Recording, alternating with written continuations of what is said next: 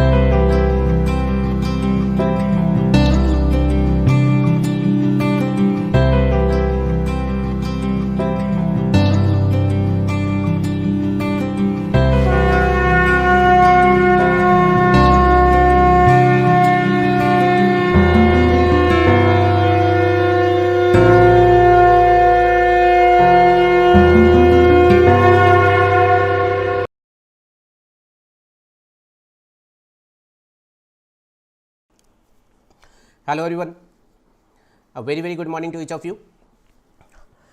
Today we are going to start our subject indirect taxation, and within indirect taxation what we are going to start is GST goods and services tax. GST बहुत ही popular tax है all across the globe.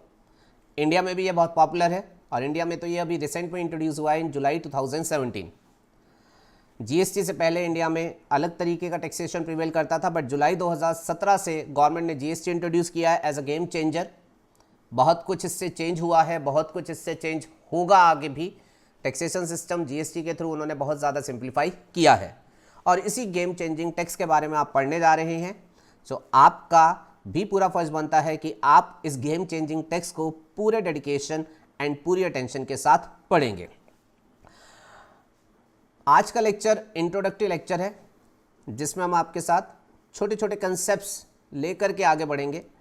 Taxes exactly होते क्या हैं, taxes क्यों लगाए जाते हैं, किसके द्वारा लगाए जाते हैं, लगाने का क्या प्रोसेस होता है, जीएसटी से पहले इंडिया में क्या टैक्सेशन सिस्टम था, उसमें क्या इश्यूज, लैकुनास, लिमिटेशंस, डीमेरिट्स थे, जिसकी वजह से गवर्नमेंट ने पुराने टैक्सेशन सिस्टम को स्क्रैप करके जीएसटी को as a new taxation system जो है वो इंट्रोड्यूस किया।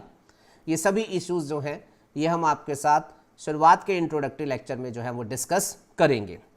इनमें से बहुत सारे कंसेप्ट हो सकता है आपने पहले पढ़े हों, सुने हों कहीं से, बट स्टिल आपको ये एश्योर करना है कि मेरे साथ आप इन लेक्चर्स को पूरी अटेंशन के साथ ही सुनिएगा, बिकॉज आपने जो कुछ भी सुना या समझा हुआ है मैं उसमें कुछ ना कुछ वैल्यू एडिशन आप लोगों को ज़रूर क्रिएट करके दूंगा।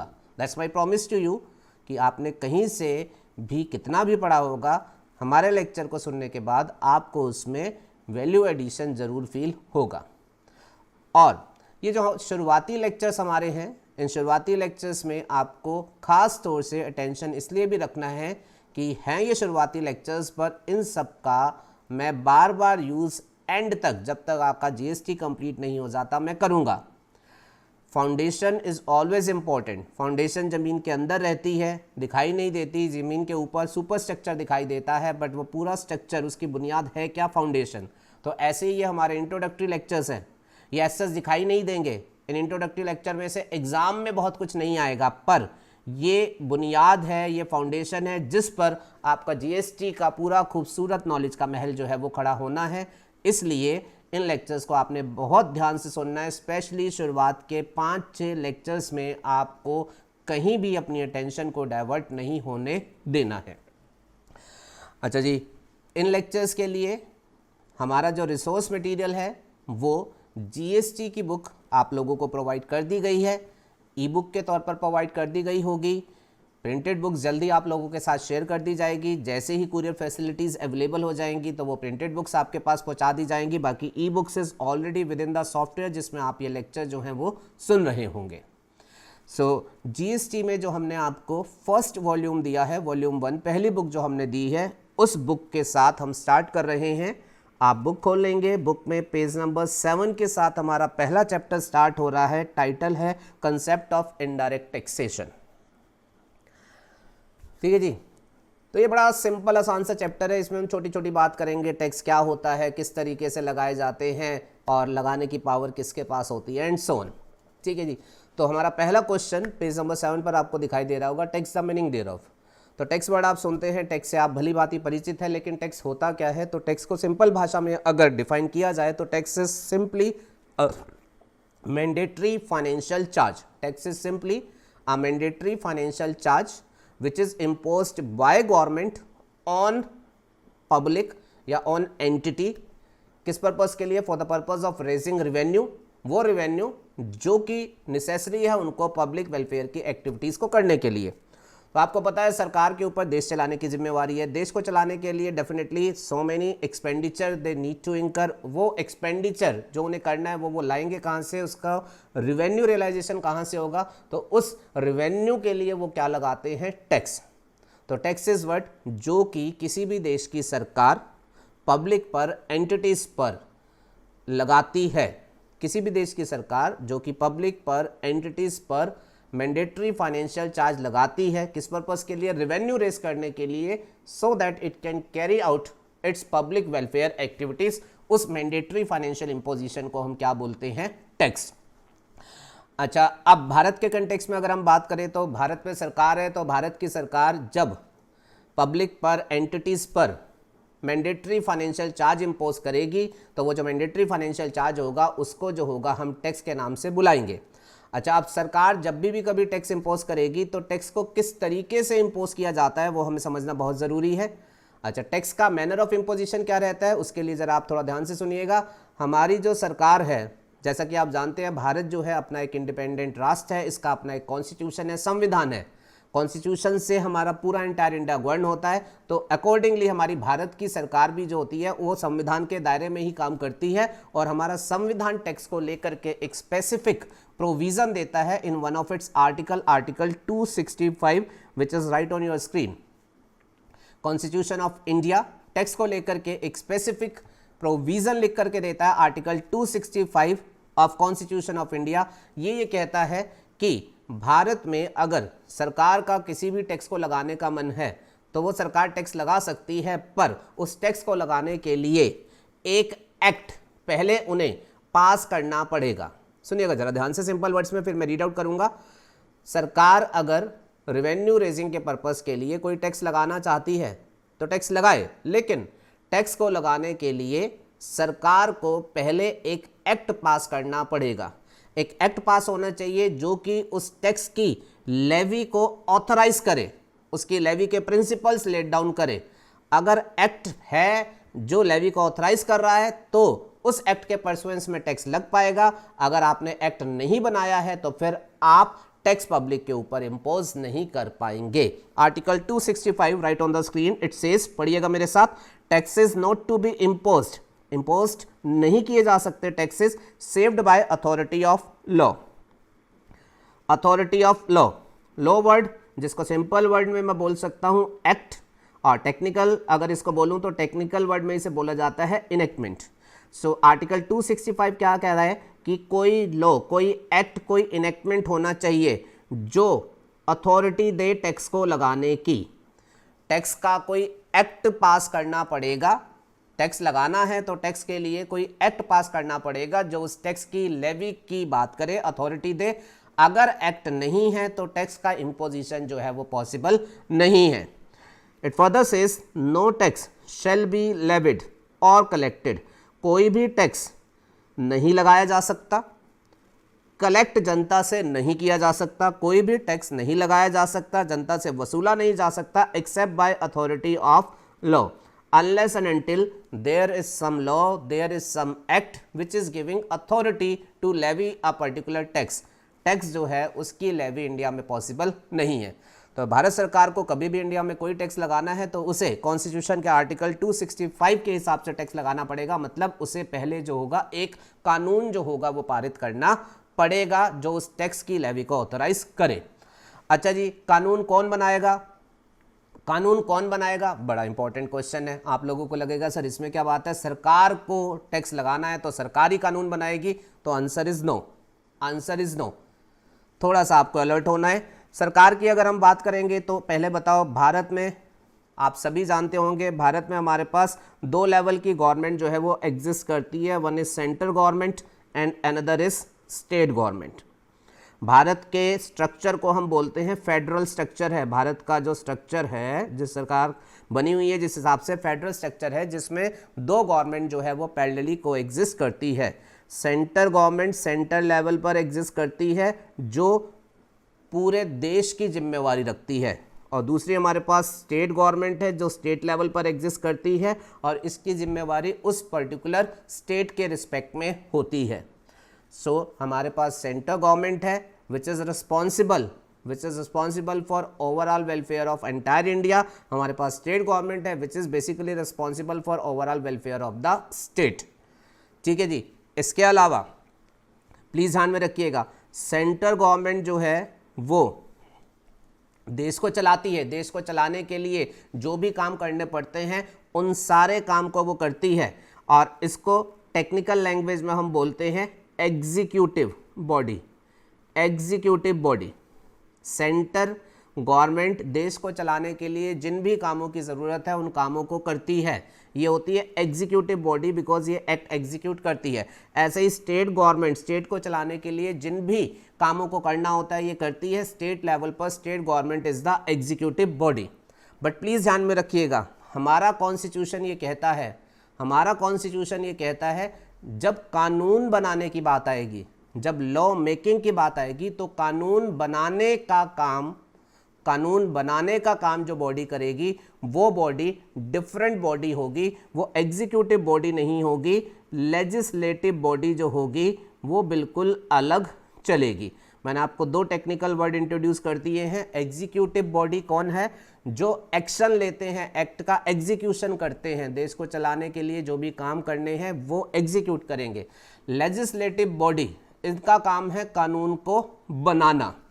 अच्छा जी, अब लेजिस्लेटिव बॉडी कौन सी बॉडी है जो कानून बनाती है? तो प्लीज ध्यान में रखिएगा, अगर सेंट्रल लेवल पर, ऑल इंडिया लेवल पर कानून बनाने की बात हो तो वो कानून बनाया जाएगा पार्लियामेंट के द्वारा,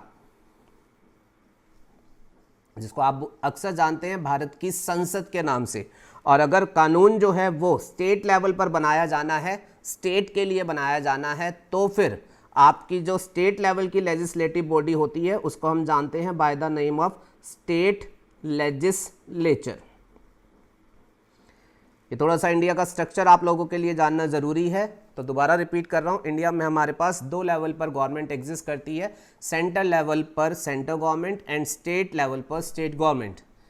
अब लेजिस्लेटिव बॉडी भी अकॉर्डिंगली हमारे पास दो हैं। सेंट्रल लेवल पर, ऑल ओवर इंडिया लेवल पर अगर कानून बनाए जाने हैं तो उसके लिए हमारे पास बॉडी है legislative body parliament. State level पर बनाया जाना है तो स्टेट लेजिस्लेचर। पार्लियामेंट भारत की संसद एंड स्टेट लेजिस्लेचर इस राज्य की विधानसभा। और प्लीज़ ध्यान में रखिएगा, भारत को चलाने के लिए अगर कभी भी कोई कानून बनाने की बात आएगी, लॉ मेकिंग की बात आएगी, तो लॉ मेकिंग पावर संविधान ने लेजिस्लेटिव बॉडी पार्लियामेंट और स्टेट लेजिस्लेचर को दी है। एग्जीक्यूटिव बॉडी कानून नहीं बनाती, वो तो बने हुए कानून का एग्जीक्यूशन, इम्प्लीमेंटेशन जो है वो करती है। पार्लियामेंट कानून बनाएगी और वो कानून इफेक्टिवली देश में इंप्लीमेंट कराया जाएगा by the central government. State legislature राज्य की विधानसभा कानून बनाएगी स्टेट लेवल पर, और उस कानून को फिर उस स्टेट में अच्छे से इंप्लीमेंट कराया जाएगा by the current state government. I hope these two words are clear to everybody. अच्छा, अब पार्लियामेंट कानून कैसे बनाती है, पार्लियामेंट कब कानून बनाती है और कैसे बनाती है, वो भी एक बात समझ लीजिए। देश को चला कौन रहा है? Central government. बट चलाने के लिए जिन कानून की ज़रूरत पड़ेगी, जिन लॉज की ज़रूरत पड़ेगी, वो लॉ बनाए जाने हैं बाय द पार्लियामेंट। मैं सेंट्रल लेवल पर बात कर रहा हूँ। देश को चलाना है बाय सेंट्रल गवर्नमेंट, बट देश को चलाने के लिए जिन कानूनों की ज़रूरत पड़ेगी वो कानून किसने पास करने हैं? पार्लियामेंट ने। तो इसको आप ऐसा समझ लीजिए, देश को प्रेजेंटली मोदी जी चला रहे हैं। अब मोदी जी को देश को चलाने के लिए जिन कानून की ज़रूरत है वो कानून वो मोदी जी नहीं पास कर देंगे। मोदी जी को वो कानून जो होंगे वो भारत की संसद से जो होंगे वो पास कराने पड़ेंगे। सर मोदी जी इलेक्टेड है तो मोदी जी खुद क्यों नहीं कानून बना देते? तो संविधान ने बहुत सोचा हुआ है, उन्होंने बोला ठीक है मोदी जी इलेक्टेड है, मोदी जी चुनाव जीत गए हैं, लेकिन जो कानून बनेंगे वो पार्लियामेंट से बनेंगे, बिकॉज पार्लियामेंट में जीती हुई पार्टी भी होगी और हारी हुई पार्टी भी होगी, और सब के डिस्कशन से, सबकी सहमति से जो होगा वो कानून बनाया जाएगा। तो इस वजह से लेजिस्लेचर फंक्शन जो है वो अलग रखा गया है। अच्छा, अब मोदी जी को अगर लगेगा कि उन्हें देश के लिए एक कानून की ज़रूरत है तो मोदी जी पता है क्या करेंगे? उसका एक ड्राफ्ट बिल तैयार करा करके पार्लियामेंट के सामने जो होगा वो प्रेजेंट कर देंगे। मोदी जी को जिस कानून की ज़रूरत महसूस होगी उसका वो एक ड्राफ्ट बिल, एक्सपर्ट्स होते हैं उनके पास, ड्राफ्ट बिल बनाया जाएगा और वो संसद के सामने जो होगा वो पेश कर दिया जाएगा। संसद में उस बिल के ऊपर डिस्कशन होगी और फिर संसद से जब वो बिल पास हो जाएगा तो फिर वो एक्ट के रूप में एग्जिस्टेंस में पास हो जाएगा। तो मैंने प्रोसेस में क्या बोला? सरकार को जिस कानून की ज़रूरत होगी वो ड्राफ्ट बिल पार्लियामेंट के सामने पेश किया जाएगा, पार्लियामेंट में उसके ऊपर चर्चा होगी और फिर वो पास होने के बाद पार्लियामेंट अगर उसे पास कर देती है, प्रेसिडेंट हमारे राष्ट्रपति उसको असेंट दे देते हैं, तो फिर वो एक्ट बन जाएगा। बाकी रेस्ट आप सभी की नॉलेज में है। पार्लियामेंट में हमारे पास दो हाउसेज होते हैं, पार्लियामेंट में दो हाउसेज होते हैं, one is Lok Sabha, second is Rajya Sabha. तो जो बिल होता है वो दोनों हाउसेज के पास रिस्पेक्टिवली जाता है, दोनों में डिस्कस होता है और वहाँ से पास होने के बाद वो राष्ट्रपति को भेजा जाता है। राष्ट्रपति उसको जब अप्रूवल दे देते हैं तो फिर वो एक्ट की शेप ले लेता है। एंड जो काम आपका सेंट्रल लेवल पर हो रहा होता है वही काम जो है वो आपका स्टेट लेवल पर भी हो रहा होता है। स्टेट गवर्नमेंट है, स्टेट गवर्नमेंट को किसी कानून की ज़रूरत महसूस होती है तो स्टेट गवर्नमेंट ड्राफ्ट बिल जो है वो अपनी स्टेट लेजिस्लेचर, राज्य की विधानसभा के समक्ष जो होगा वो प्रस्तुत कर देंगे, डिस्कशन होगा, अप्रूवल होने के बाद स्टेट का जो भी गवर्नर होगा उसकी असेंट के बाद वो क्या बन जाएगा? एक्ट। अच्छा, जो एक्ट पार्लियामेंट से पास होकर के बनेगा, वो ऑब्वियस सी बात है, वो सेंट्रल लेवल का है, तो उस एक्ट की एप्लीकेबिलिटी जो होगी वो पूरे इंडिया तक हो सकती है। और जो स्टेट से स्टेट लेजिस्लेचर के थ्रू एक्ट पास होकर के बना है, ऑब्वियस सी बात है, स्टेट लेजिस्लेचर ने जो एक्ट पारित किया है उसकी एप्लीकेबिलिटी जो हो सकती है वो कहां तक हो सकती है, only to the territory of state. So parliament के द्वारा पास किया गया act that is applicable to the entire territory of India. हाँ, ऑफ कोर्स ही बात है, अगर वो इंडिया की पूरी टेरिटरी पर नहीं, कुछ सेलेक्टिव हिस्से पर कराना चाहे किसी पर्टिकुलर एक्ट को, तो वो करा सकते हैं। सिमिलरली स्टेट लेजिस्लेचर के थ्रू जो एक्ट पास होकर के बनेगा वो एक्ट मैक्सिमम एप्लीकेबल हो सकता है to the territory of that particular state. I hope this provisions are clear. और ये जो मैंने आपको सिंपल वर्ड में समझाया, ये सब हमारे संविधान में लिखा हुआ है, कॉन्स्टिट्यूशन ऑफ इंडिया ने इस सब बारे में लिखा हुआ है in article 245, page number 7 on your screen, article 245, extent of laws made by parliament and state legislature. I hope with the title of this article you must be clear, law कौन बना रहा है? Law is either being made by the parliament or by the legislature of the state. law किसने बनाया? या तो parliament संसद ने बनाया या फिर किसने बनाया? स्टेट लेजिस्लेचर ने बनाया। और आर्टिकल 245 क्या बना रहा है? पार्लियामेंट ने लॉ बनाया, तो उसकी एक्सटेंट ऑफ एप्लीकेबिलिटी क्या होगी? वो इंडिया में कहां तक अप्लाई होगा? Entire India. और अगर स्टेट लेजिस्लेचर ने कोई कानून बनाया तो वो किस एक्सटेंट तक अप्लाई होगा? To the territory of the state. This is what 245(1) is saying. Article 245 point number 1, आप इसे पढ़ के देखिएगा।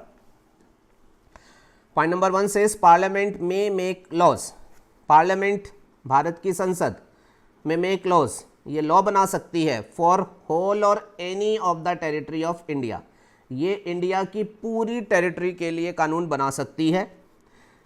लेजिस्लेचर ऑफ स्टेट, राज्य की विधानसभा जो है, मे मेक लॉ, ये भी कानून बना सकते हैं, लेकिन ये बना सकते हैं फॉर होल और any part of the state.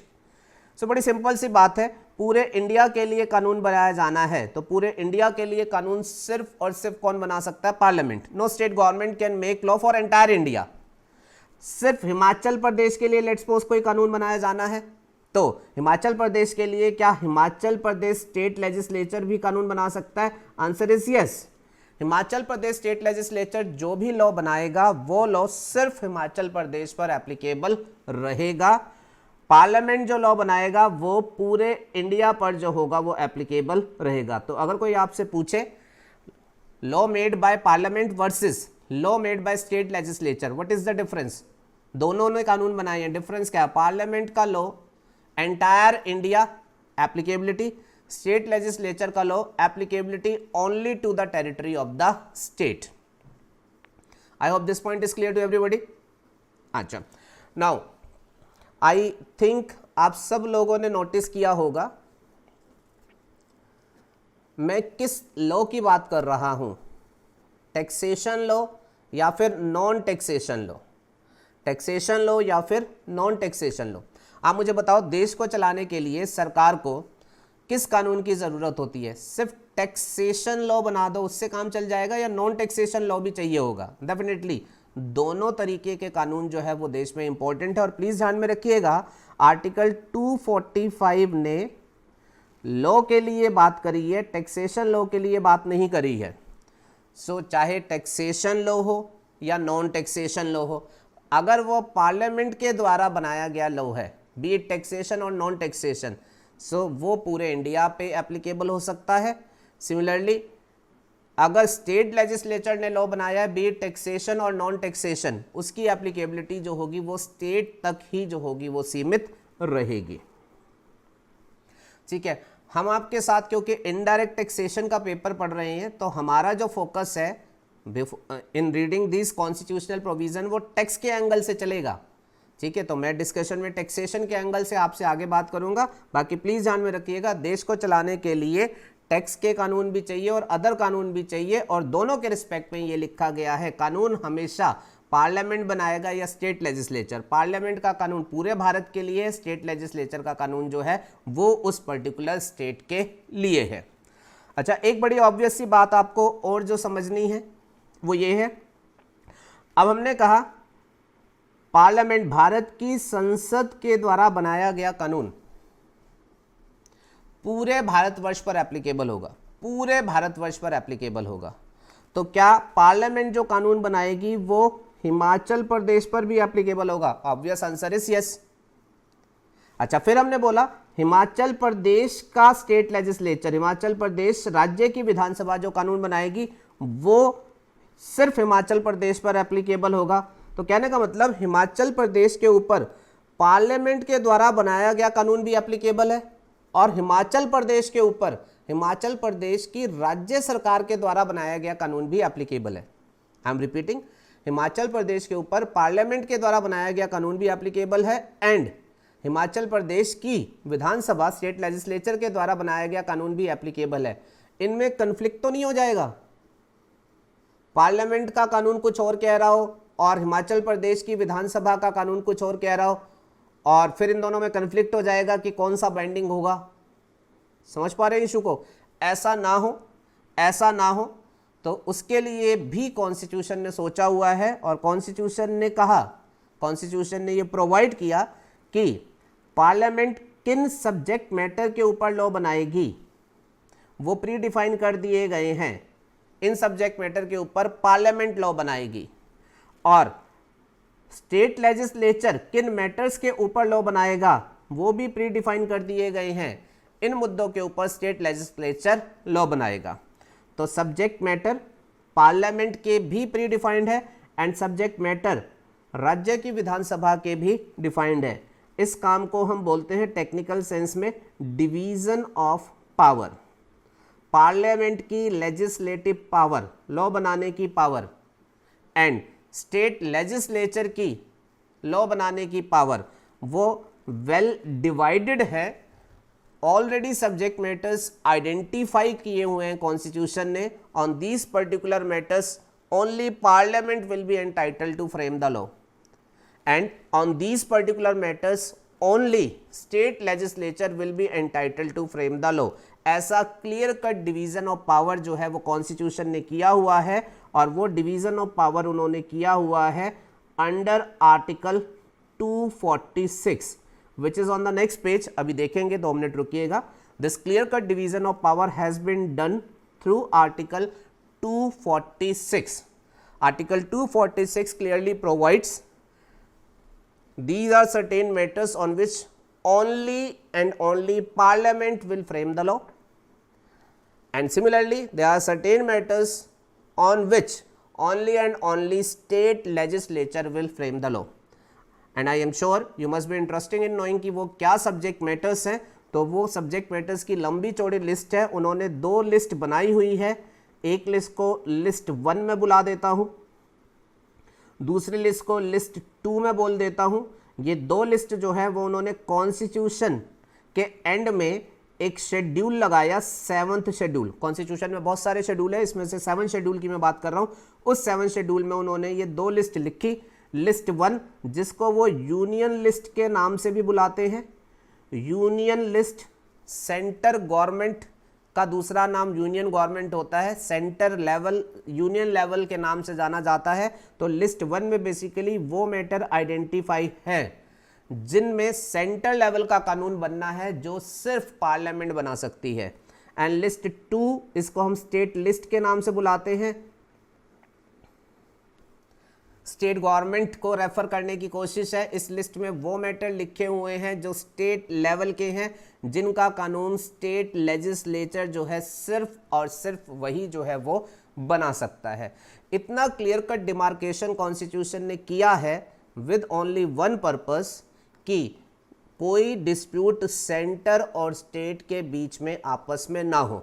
Centre अपने असाइंड मुद्दों पर लॉ बनाए और स्टेट जो है वो अपने असाइन मुद्दों पर लॉ बनाए और उनको जो है वो टेक केयर करे।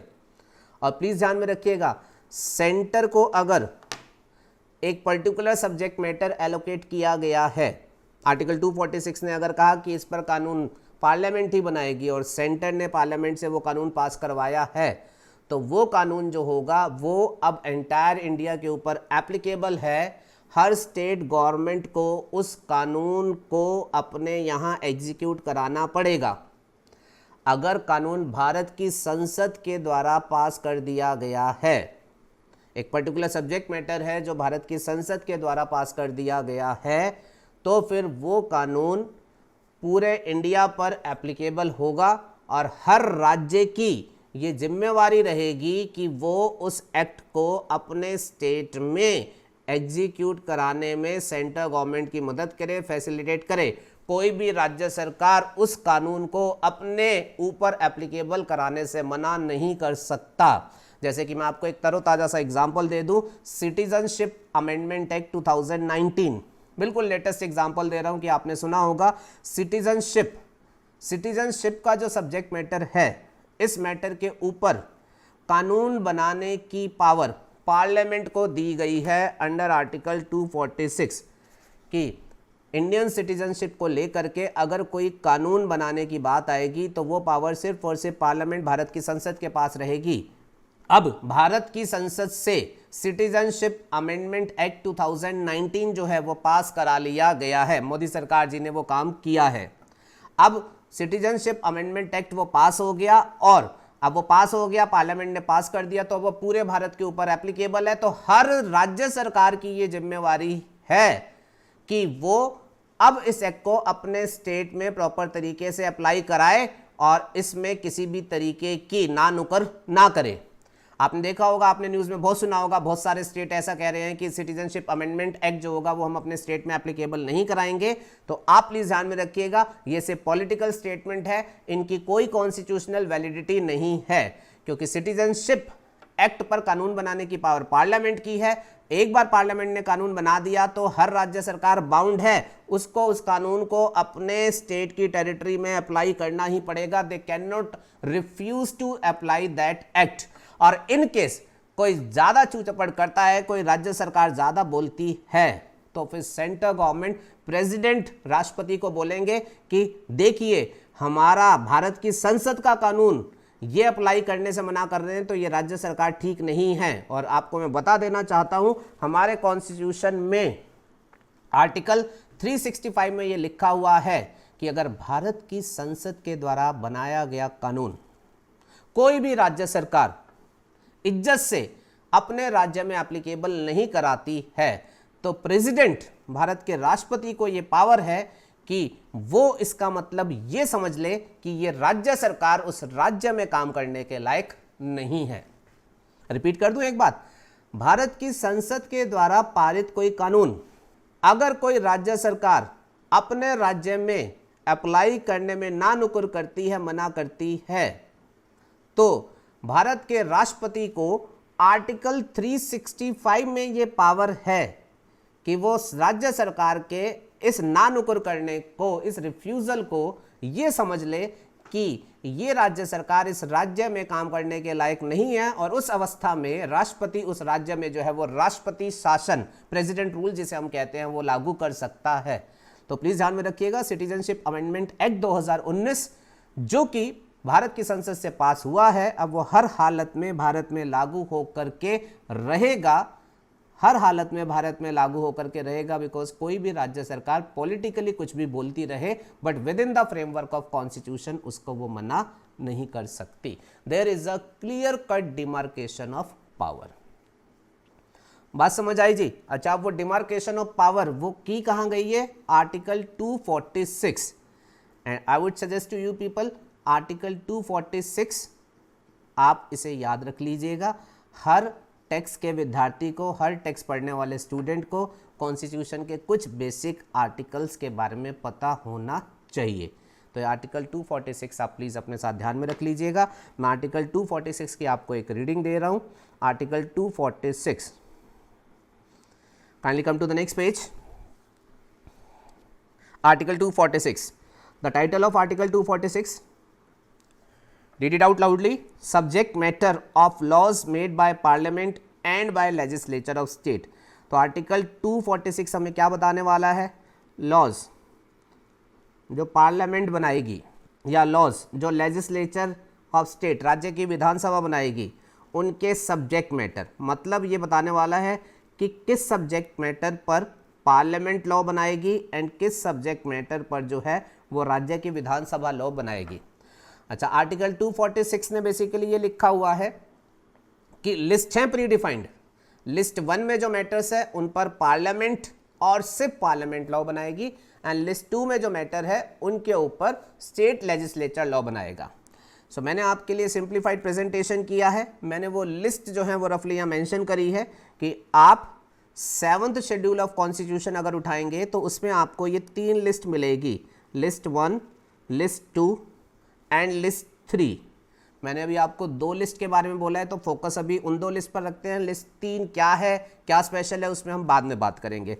लिस्ट 1 जिसका नाम यूनियन लिस्ट है, सेंटर लिस्ट भी इसे बोलते हैं रफली।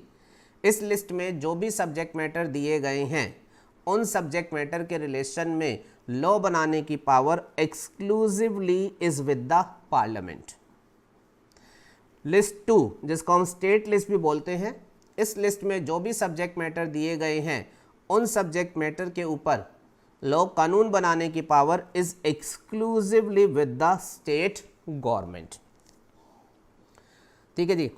अच्छा जी, अब एक क्वेश्चन आपके मन में ऑब्वियस सा क्वेश्चन आना चाहिए, सर उन्होंने कुछ सब्जेक्ट मैटर पार्लियामेंट के पास रख दिए, कुछ सब्जेक्ट मैटर उन्होंने स्टेट लेजिस्लेचर के पास रखे, तो आपके दिमाग में ये क्वेश्चन जरूर आया होगा कि ये जो सब्जेक्ट मैटर का कैटेगराइजेशन किया गया है कि इन पर संसद कानून बनाएगी, इन पर राज्य की विधानसभा कानून बनाएगी, इस कैटेगराइजेशन का बेस लॉजिक क्या लिया गया होगा। तो बड़ा सिंपल सा बेस और लॉजिक लिया गया।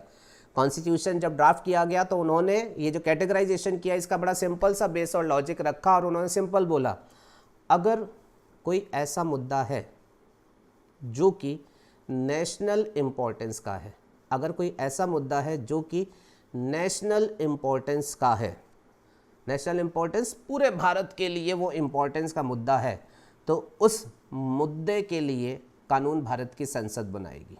ऑन दी कॉन्ट्रेरी, अगर कोई सब्जेक्ट मैटर है जो कि रीजनल लोकल इम्पोर्टेंस का है तो फिर उस मुद्दे पर जो कानून होगा वो स्टेट गवर्नमेंट, स्टेट लेजिस्लेचर जो होगा वो बनाएगी।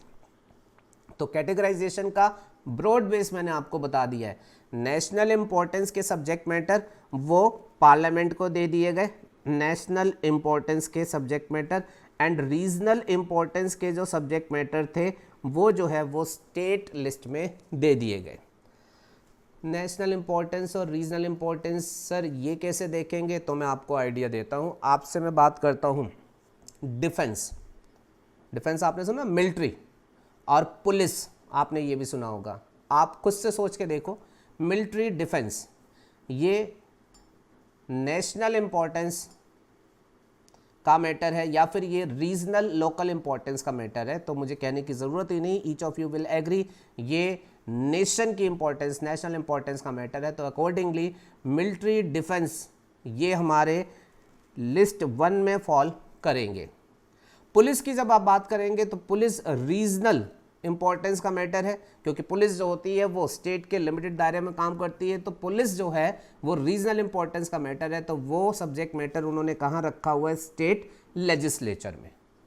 आई hope this point is clear to everybody. तो कुछ मैटर मैं आपको और बोल देता हूँ, जैसे डिफेंस की बात आएगी तो डिफेंस नेशनल इंपॉर्टेंस का मैटर है, तो ये हमारे पास पार्लियामेंट को असाइंड है, लिस्ट 1 में आएगा।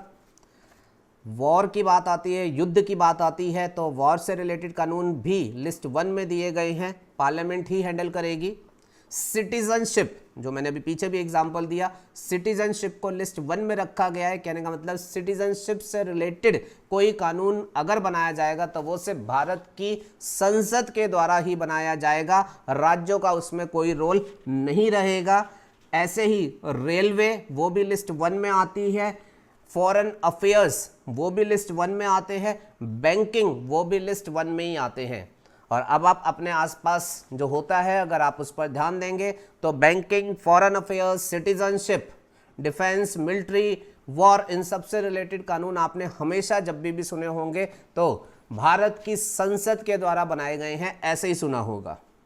रीजनल इंपॉर्टेंस में क्या आता है? अब अगर आप इसकी बात करेंगे तो police, public order, public health, sanitisation, ये कुछ मुद्दे हैं जो कि रीजनल इंपॉर्टेंस के हैं। तो ये सारे जो है ये स्टेट लिस्ट में जो हैं वो रखे गए हैं। और प्लीज़ मैं चलते चलते फिर से दोहरा देता हूँ, लिस्ट 1 में जो मुद्दे रखे गए हैं नेशनल इंपॉर्टेंस के, भारत की संसद उन पर कानून बनाएगी, और जो भी कानून भारत की संसद ने बना दिया वो एज पर आर्टिकल 245 पूरे इंडिया की टेरिटरी पर एप्लीकेबल होता है। तो कोई भी स्टेट उसे रिफ्यूज नहीं कर सकता। अगर रिफ्यूज करेगा तो फिर प्रेसिडेंट रूल एप्लीकेबल करा दिया जाएगा।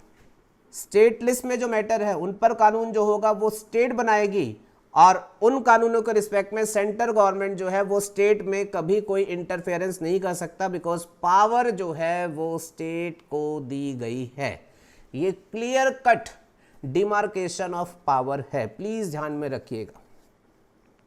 कॉन्स्टिट्यूशन ने किसी तरीके की ओवरलैपिंग ना हो तो इसलिए पावर्स को क्लियर कट डिमार्केट करके रखा हुआ है। पार्लियामेंट को कहाँ काम करना है, स्टेट को कहाँ काम करना है, वो प्री डिफाइंड किया गया है। ये लिस्ट आप याद रख के हर टैक्सेशन के स्टूडेंट को पता होनी चाहिए। अच्छा, इसके अलावा एक्चुअल में कॉन्स्टिट्यूशन के 7 शेड्यूल में ये 2 लिस्ट नहीं, एक्चुअल में बात करेंगे तो एक और लिस्ट है, लिस्ट 3। इस लिस्ट 3 को हम जानते हैं with the name concurrent list. किस नाम से हम जानते हैं? Concurrent list. और ये कनकरेंट इस वजह से बोली जाती है कि इस लिस्ट में जो सब्जेक्ट मैटर रखे हुए हैं उन सब्जेक्ट मैटर को लेकर के स्पेशल प्रोविज़न है। ये बोला गया है उन सब्जेक्ट मैटर पर भारत की पार्लियामेंट भी कानून बना सकती है, और राज्य की विधानसभा, स्टेट लेजिस्लेचर जो है वो भी कानून बना सकती है। क्या बोला मैंने? तीसरी लिस्ट है कनकरेंट लिस्ट। कनकरेंट का मतलब होता है साइमल्टेनियस। तो इस लिस्ट में स्पेसिफाइड सब्जेक्ट मैटर वो ऐसे मैटर है जिन पर पार्लियामेंट की पावर भी है एंड स्टेट लेजिस्लेचर की भी पावर है। दोनों को ही ऑथराइज किया गया है कि दोनों ही इस पर जो है वो कानून बना सकते हैं। सर, दोनों कानून बनाएंगे तो फिर कन्फ्लिक्ट नहीं हो सकता है, उसको भी उन्होंने मैनेज कर रखा है, उसके भी आपके साथ में बात करूंगा। पहले सबसे पहले समझिएगा कंकरेंट लिस्ट क्यों बनाई गई है, क्यों हमने एक ही मुद्दे पर दो लेवल को जो है वो पैरेलली ऑथराइज किया है। तो सुनिएगा लॉजिक। कॉन्स्टिट्यूशन मेकर्स ने ये कहा कि अगर कोई मुद्दा ऐसा है, सुनिएगा ध्यान से, अगर कोई मुद्दा ऐसा है जो है तो रीजनल इंपॉर्टेंस का, लोकल इंपॉर्टेंस का, अगर कोई सब्जेक्ट मैटर ऐसा है जो है तो रीजनल लोकल इंपॉर्टेंस का, लेकिन यूनिफॉर्मिटी उस मैटर को लेकर के ऑल अक्रॉस इंडिया होनी चाहिए, तो ऐसे मैटर्स को उन्होंने कंकरेंट लिस्ट में लिखा है। I would like to restate my statement. If there is any matter which actually is of local regional importance, तो आइडियली वो स्टेट को दिया जाना चाहिए। अच्छा, अगर वो स्टेट को दे दिया जाएगा तो स्टेट उस पर अलग अलग कानून बना देंगे अपने अपने हिसाब से, और अगर उन्होंने अपने अपने हिसाब से डाइवर्स कानून बना दिए, डाइवर्स लॉ बना दिए, तो यूनिफॉर्मिटी नहीं होगी। सो कॉन्स्टिट्यूशंस कहते हैं if there is any particular matter which actually is of local regional importance but still uniformity in treatment of those matter is desirable, uniformity in treatment of those matter is desirable, तो ऐसे matters उन्होंने जो हैं वो concurrent list में लिखे हैं। For the sake of example, एक एग्जाम्पल से समझेंगे, अच्छे से समझेंगे। Let's talk about education. Concurrent list में one of the specified matter is education. वो कहते हैं अब ये जो एजुकेशन जो है this is a local regional importance matter. How come? उन्होंने बोला जी भारत में अलग अलग स्टेट हैं, कुछ स्टेट डेवलप्ड स्टेट है, कुछ बहुत ही बैकवर्ड स्टेट है, तो डेफिनेटली दोनों स्टेट की एजुकेशन को लेकर के प्रायोरिटी लेवल जो है वो अलग है। जो स्टेट डेवलप्ड है वहाँ एजुकेशन से रिलेटेड कानून बड़े इंटेंस होंगे, बट जो स्टेट अभी बैकवर्ड है, जहाँ अभी खाने पीने को लेकर के बेसिक इशू है, वहाँ एजुकेशन तो डेफिनेटली सेकंड प्रायोरिटी पर आती है, तो वहाँ एजुकेशन का स्टैंडर्ड शायद उतना ना हो। तो हर स्टेट अपने अपने डेवलपमेंट स्टेटस को देखते हुए एजुकेशन से रिलेटेड कानून बनाए, लेकिन अब अगर दोनों स्टेट ने अपना एजुकेशन करिकुलम अलग अलग डिजाइन किया और वो इतना डाइवर्स हो गया कि किसी स्टेट के एजुकेशन करिकुलम में बिल्कुल ही लेवल नहीं मेंटेन किया गया, तो वो एक्सेप्टेबल नहीं होगा। तो उन्होंने क्या बोला, हमने बोला जी वैसे तो एजुकेशन जो है वो रीजनल इंपॉर्टेंस का मैटर है, बट फिर भी एजुकेशन में यूनिफॉर्मिटी ऑफ ट्रीटमेंट होना चाहिए। आप लोग सीए कर रहे हैं, आप सीए में कोई एक्स स्टेट से आए, कोई वाई स्टेट से आए, दोनों अपने अपने स्टेट का रिस्पेक्टिव करिकुलम पढ़ के आए होंगे। आपने हमेशा ध्यान दिया होगा आपके हर स्टेट में सेपरेट एजुकेशन बोर्ड होता है। अब दोनों अलग अलग स्टेट में अलग अलग एजुकेशन करिकुलम पढ़ के आए और इधर सीए में एंट्री ले लेते हैं, तो अब सीए तो ये एक्सपेक्ट करेगा ना कि आप भले ही अलग अलग स्टेट के लेवल से पढ़ के आए हो, बट अगर आप इस सीए जैसे प्रोफेशनल कोर्स को कर रहे हैं तो आप दोनों में कुछ लेवल तो होना चाहिए। तो डेफिनेटली वो लेवल तभी हो सकता है जब to certain extent education standards uniform हो। तो उन्होंने बोला इस वजह से एजुकेशन हमें एक ऐसा मैटर फील होता है जो लोकल इंपॉर्टेंस का है, बट कहीं ना कहीं उनमें यूनिफॉर्मिटी डिज़ायरेबल है, और इस वजह से हमने एजुकेशन को कंकरेंट लिस्ट में डाला है। और इसका मतलब ये हो गया कि अब एजुकेशन पर कानून सेंट्रल लेवल पर भी बनेगा एंड एजुकेशन पर कानून जो होगा वो स्टेट लेवल पर भी बनेगा। भारत की संसद भी बना पाएगी एंड स्टेट लेजिस्लेचर भी जो होगा वो कानून बना पाएगी, और ये प्रैक्टिकली होता है। ये तो आपका देखा हुआ एग्जाम्पल होगा, आपने जरूर सीबीएसई सुन रखा होगा, central board of secondary education. Centre board of secondary education, नाम से ही पता चल रहा है ये सेंट्रल लेवल का बोर्ड है। और आपने अपने स्टेट के रिस्पेक्टिव एजुकेशन बोर्ड भी सुन रखे होंगे, तो वहाँ से आपको ये भी पता है कि स्टेट भी इस पर काम कर रहा है। तो ये कंकरेंट लिस्ट में होने की वजह से ही ये काम कर रहा है। अच्छा, अब इसमें प्रैक्टिकली होता क्या है, कंकरेंट लिस्ट में जब कोई मैटर होता है तो प्रैक्टिकली होता क्या है। दोनों बना सकते हैं कानून, लेकिन प्रैक्टिकली जो सरकार का रवैया रहता है वो ये रहता है कि संसद जर्नली इन मुद्दों पर कानून नहीं बनाती। वो कहती है चलो स्टेट लेजिस्लेचर को ही कानून बना करके काम करने दो। अच्छा, अब स्टेट लेजिस्लेचर जब वो कानून बनाते हैं तो अपने अपने स्टेट के हिसाब से डाइवर्सिफाइड अलग अलग लॉ बना देते हैं। अब अगर भारत की संसद को ये लगता है कि इन्होंने जो कानून बना दिए हैं वो बहुत ही ज़्यादा डाइवर्सिफाइड हो गए हैं, उतना डाइवर्सिफिकेशन एक्सेप्टेबल नहीं है, इन एस्पेक्ट्स में तो यूनिफॉर्मिटी होनी चाहिए, तो फिर भारत की संसद वो जो होगी वो एजुकेशन पर अपना कानून बना देगी। ठीक है, उसके पास पावर है, यूनिफॉर्मिटी एस्टेब्लिश करने के लिए ही बेसिकली वो पावर दी गई है कि इन जनरल कंकरेंट लिस्ट के मैटर में सेंटर पार्लियामेंट इंटरफेरेंस नहीं करती, स्टेट को ही काम करने देती है। बट जब दिखता है कि यार यूनिफॉर्मिटी पूरी तहस-नहस हो गई है तो फिर संसद जो है वो अपना कानून लेकर के आ जाती है, और द मोमेंट पार्लियामेंट अपना कानून पास कर देगी उस मैटर के ऊपर, there is an article 254 that says parliament law is supreme that will prevail. Parliament law is supreme that will prevail. Concurrent list है, दोनों के पास पावर है, दोनों ने बना दिया लॉ। अब कन्फ्लिक्ट है तो प्रिवेल क्या करेगा, तो article 254 clearly laid down in case there is a conflict, there is some conflict, then parliament law being supreme that will prevail. और पार्लियामेंट का लॉ प्रिवेल कर जाएगा, इसका मतलब क्या हो गया, अपने आप ही क्या यूनिफॉर्मिटी जो होगी वो एस्टेब्लिश हो जाएगी। Answer is yes.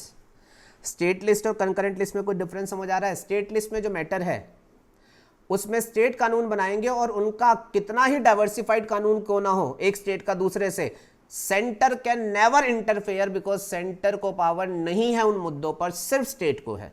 पर कंकरेंट लिस्ट में प्लीज ध्यान में रखिएगा, कंकरेंट लिस्ट में दोनों को पावर है, तो स्टेट डाइवर्सिफाइड लॉ बनाएंगे, लेकिन जहां सेंटर को लगेगा यूनिफॉर्मिटी चाहिए तो सेंटर लॉ लेकर के आ जाएगा, भारत की संसद से कानून पास करा दिया जाएगा और फिर भारत की संसद का कानून प्रिवेल करेगा, यूनिफॉर्मिटी अपने आप जो होगी उस कानून के बेसिस पर आ जाएगी। Am I clear to everybody? अच्छा, एक लेटेस्ट एग्जांपल बिल्कुल मैं आपको बता देता हूं कि आपको ये ना लगे हम बड़ा हिस्टोरिकल पर्सपेक्टिव से पढ़ा रहे हैं, जो आजकल की करंट परिस्थितियों में घटित हो रहा है, जिसके बारे में आप न्यूज़पेपर में पढ़ते हैं, सुनते हैं, मैं उसके साथ भी आपको एक कनेक्टिविटी दे देता हूं। अभी आपने सुना हो जनवरी में, जहां तक मुझे याद आता है, जनवरी 2020 की बात थी या लास्ट ईयर की बात थी, उसको छोड़ो, मैं आपको याद दिलाता हूं, मोटर व्हीकल आपने अपने अपने स्टेट में नोटिस किया होगा, अचानक कि क्या हुआ था, वो ट्रैफिक रूल्स में, मोटर व्हीकल्स एक्ट में चेंजेस हो गए थे और उन चेंजेस से बड़े हाई लेवल के फाइन जो है वो इम्पोज कर दिए गए थे। कुछ ऐसा आपने न्यूज़पेपर में पढ़ रहा होगा, आपने रेड लाइट तोड़ी, ये वॉयलेशन किया तो आपको इतना फाइन लगेगा। कुछ केसेस में तो ऐसे न्यूज़पेपर में रिपोर्टिंग आ रही थी कि उसके स्कूटर ने, मतलब उन्होंने कोई वॉयलेशन किया, उसका जो फाइन 40,000 बन गया, उतने का तो वो स्कूटर भी नहीं था आज की डेट में। कुछ ऐसे भी आपने रिपोर्टिंग में सुने होंगे। अच्छा, और मैं आपको बताऊं तो अगर आप न्यूज़पेपर ठीक से सुनते होंगे तो आपने ये भी सुना होगा कि वो जो कानून मोटर व्हीकल में बदलाव किए गए थे, तो नितिन गडकरी जी जो ट्रांसपोर्ट मिनिस्टर हैं मेरे ख्याल से, उन्होंने उसके बारे में बताया था ये चेंजेस है। कई सारे स्टेट ने ये बोला था कि हम जो है वो अपने यहाँ इसे एप्लीकेबल नहीं कराने की सोच रहे हैं। सो प्लीज़ मैं आपको यहाँ पर बता देना चाहता हूँ कि जो मोटर व्हीकल है वो हमारे पास कंकरेंट लिस्ट का मैटर है। मोटर व्हीकल जो है वो हमारे पास कंकरेंट लिस्ट का मैटर है, और क्योंकि ये कंकरेंट लिस्ट का मैटर है तो इस पर स्टेट लेजिस्लेचर भी कानून बना सकता है और पार्लियामेंट भी कानून बना सकती है। और आप देख लीजिएगा, सेंटर मोटर व्हीकल एक्ट भी एग्जिस्ट करता है and state motor vehicle act भी एग्जिस्ट करता है, और ये इसी वजह से पॉसिबल हो पाया है क्योंकि कंकरेंट लिस्ट का ये मैटर है। अच्छा, इसके अलावा आपको साथ में अब ये भी बता देना चाहता हूं कि पार्लियामेंट ने सेंटर मोटर व्हीकल एक्ट में अमेंडमेंट कर दी और हैवी फाइन्स जो है वो इम्पोज कर दिए। उन्होंने बोला कोई स्टेट और रेड लाइट क्रॉस करने का 10 रुपये का चालान ले, दूसरा कोई स्टेट रेड लाइट क्रॉस करने का 2,000 रुपये का चालान ले, यूनिफॉर्मिटी नहीं है। और उन्होंने बोला हमें यूनिफॉर्मिटी चाहिए, तो उन्होंने बोला हम बता रहे हैं। अच्छा, अब आपको ये भी क्लियर हो जाना चाहिए कि अगर पार्लियामेंट ने लॉ बना दिया तो पार्लियामेंट का लॉ बीइंग सुप्रीम वो प्रिवेल करेगा।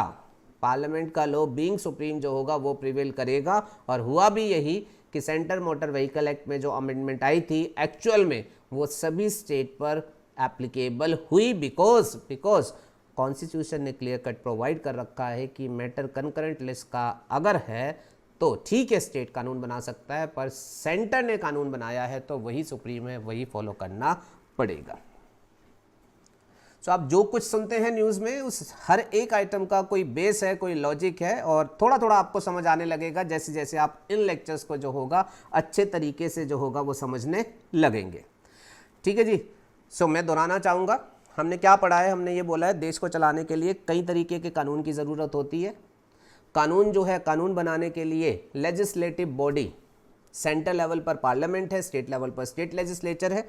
कॉन्स्टिट्यूशन ने ध्यान में रखा है कि कौन सी बॉडी किस मुद्दे पर कानून बनाए, और उसके लिए उन्होंने डिवीजन ऑफ पावर किया है थ्रू आर्टिकल 246। ये मुद्दे पार्लियामेंट को असाइन लिस्ट 1, ये मुद्दे स्टेट लेजिस्लेचर को assign list 2, list 3 concurrent list. अच्छा, अब ये जो 3 लिस्ट है, इनमें क्या खास बात स्पेशल आपको ध्यान में रखनी है। लिस्ट 1 में जो मुद्दे लिखे गए हैं, जो भी सब्जेक्ट मैटर लिस्ट 1 में लिखे गए हैं, लिस्ट 1 में नॉन टैक्सेशन मैटर भी हैं और टैक्सेशन मैटर भी हैं। लिस्ट 2 में भी नॉन टैक्सेशन मैटर भी हैं, टैक्सेशन मैटर भी हैं। लिस्ट 3 कंकरेंट लिस्ट में सिर्फ और सिर्फ नॉन टैक्सेशन मैटर्स स्पेसिफाइड है। एक स्पेसिफिक पॉइंट आप प्लीज़ ध्यान में रखिएगा, मैंने इसीलिए हाईलाइट करके दिया है।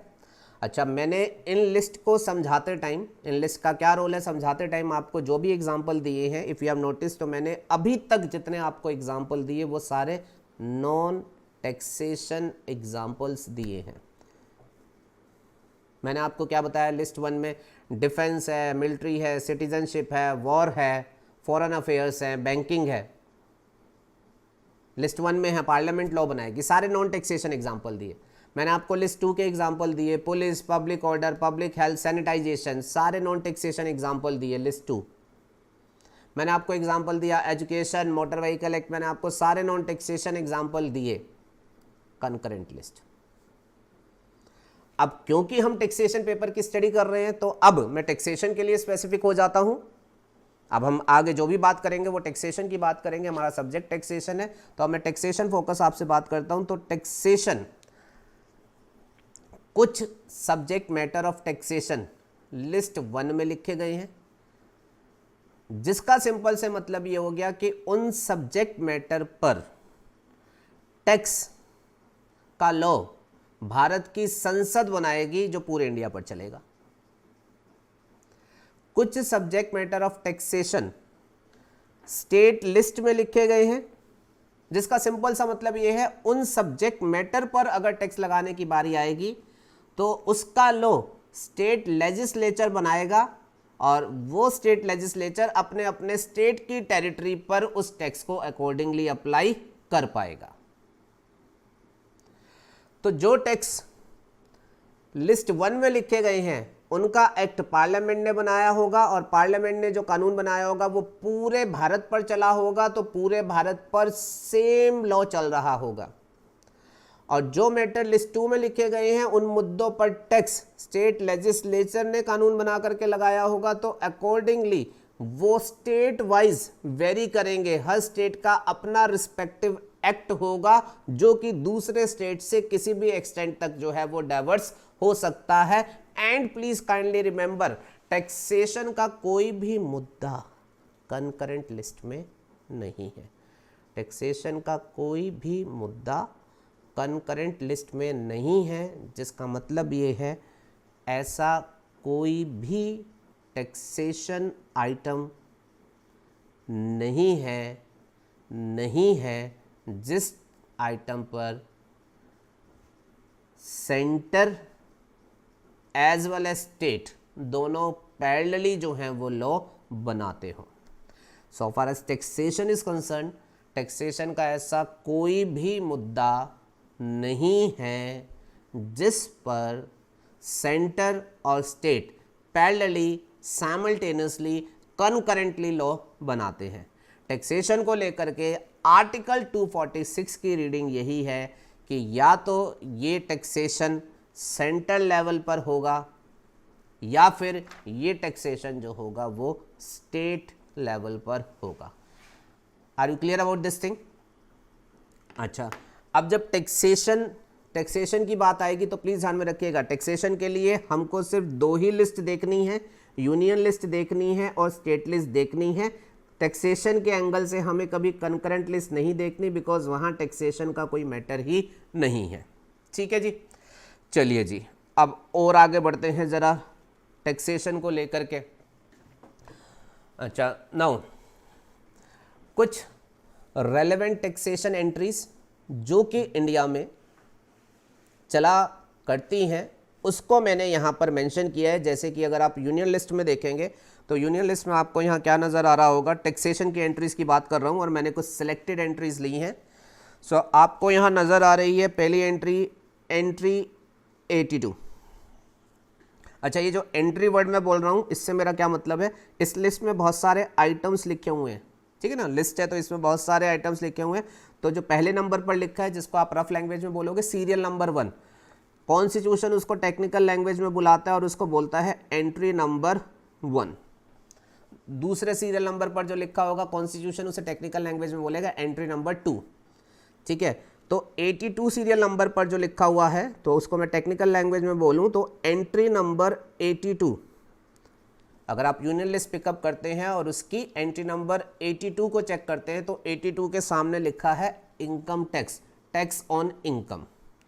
और इस एंट्री नंबर 82 का यूनियन लिस्ट में होने का मतलब ये है कि इनकम टैक्स लगाने के लिए जिस लॉ की ज़रूरत है, बिकॉज टैक्स बिना लॉ के नहीं लग सकता, तो इनकम टैक्स लगाने के लिए जिस लॉ की ज़रूरत है वो लॉ बनाने की एक्सक्लूसिव पावर जो है वो पार्लियामेंट के पास है। तो अगर सेंटर गवर्नमेंट का इनकम टैक्स लगाने का मन है, मन ऑफ कोर्स है, होगा ही, तो सेंटर गवर्नमेंट जो होगी वो समझ जाएगी एंट्री नंबर 82 पढ़ करके कि हाँ 82 में इनकम टैक्स लिखा है, मतलब इसके लिए लेजिस्लेटिव बॉडी पार्लियामेंट है। स्टेट्स के पास पावर नहीं है, ये सेंटर के पास पावर है, तो फिर वो पार्लियामेंट से एक्ट पास करा करके इनकम टैक्स लगा लेंगे। और आप सब जानते हैं इनकम टैक्स के लिए हमारा एक्ट जो है वो पास भी है, इनकम टैक्स एक्ट 1961, और वो एक्ट पूरे इंडिया पर एक समान रूप से एप्लीकेबल रहता है। इंडिया में रहने वाला कोई भी आदमी हो, दिल्ली का हो, मुंबई का हो, कहीं का भी हो, वो सेम लॉ को पढ़ के यूनिफॉर्म बेसिस पर सेम तरीके से जो है वो टैक्स की पेमेंट करता है। क्लियर है जी सबको? अच्छा जी, फिर इसके बाद ऐसे ही अगर इसमें हम चलते हैं यूनियन लिस्ट में ही, तो 84 सीरियल नंबर अगर हम पढ़ते हैं तो वहाँ में लिखा हुआ मिलता है, इसको मैं बोलूँगा एंट्री नंबर 84, और यहाँ में लिखा हुआ मिलता है एक्साइज ड्यूटी। एक्साइज ड्यूटी, ये मैंने एब्रीविएशन यूज़ किया यहाँ पर, अगर इसको एग्जैक्ट लीगल वर्डिंग आप उठा करके पढ़ेंगे तो ये लिखा हुआ मिलता है duty of excise on production और मैन्युफैक्चर ऑफ गुड्स। मतलब उन्होंने लिखा हुआ है एग्जैक्ट लीगल वर्डिंग में duty of excise on production और मैन्युफैक्चर ऑफ गुड्स, मतलब उन्होंने कहा कि भारत में अगर किसी गुड्स का प्रोडक्शन और मैन्युफैक्चर किया जाए तो उस प्रोडक्शन और मैन्युफैक्चर के ऊपर एक्साइज ड्यूटी के नाम से टैक्स लगाने की पावर वो एक्सक्लूसिवली जो है वो पार्लियामेंट के पास एग्जिस्ट करेगी।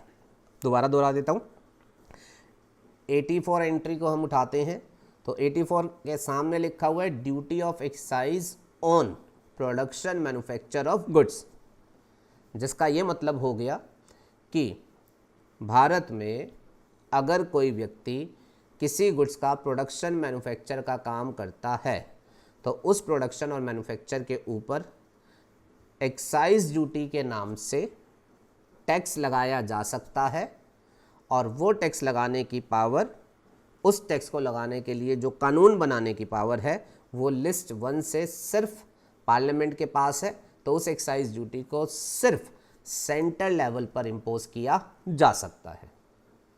क्लियर है जी? अच्छा, तो एक्साइज ड्यूटी भारत में जो है वो अगेन सेंटर गवर्नमेंट जो है वो ही इम्पोज कर पाती है, वही कलेक्ट कर पाती है। लेकिन यहाँ पर एक छोटी सी बात मैं और बोलना चाहूँगा, एंट्री नंबर 84 ये कहता है वैसे तो भारत में किसी भी गुड्स का प्रोडक्शन मैन्युफैक्चर होगा तो एक्साइज ड्यूटी जो होगी वो एंट्री नंबर 84 से कवर होगी, लेकिन तीन गुड्स ध्यान से सुन लीजिएगा, 3 गुड्स को उन्होंने जो है एंट्री नंबर 84 से जो है वो एक्सक्लूड किया हुआ है। 3 गुड्स को उन्होंने एंट्री नंबर 84 से जो है वो एक्सक्लूड किया हुआ है।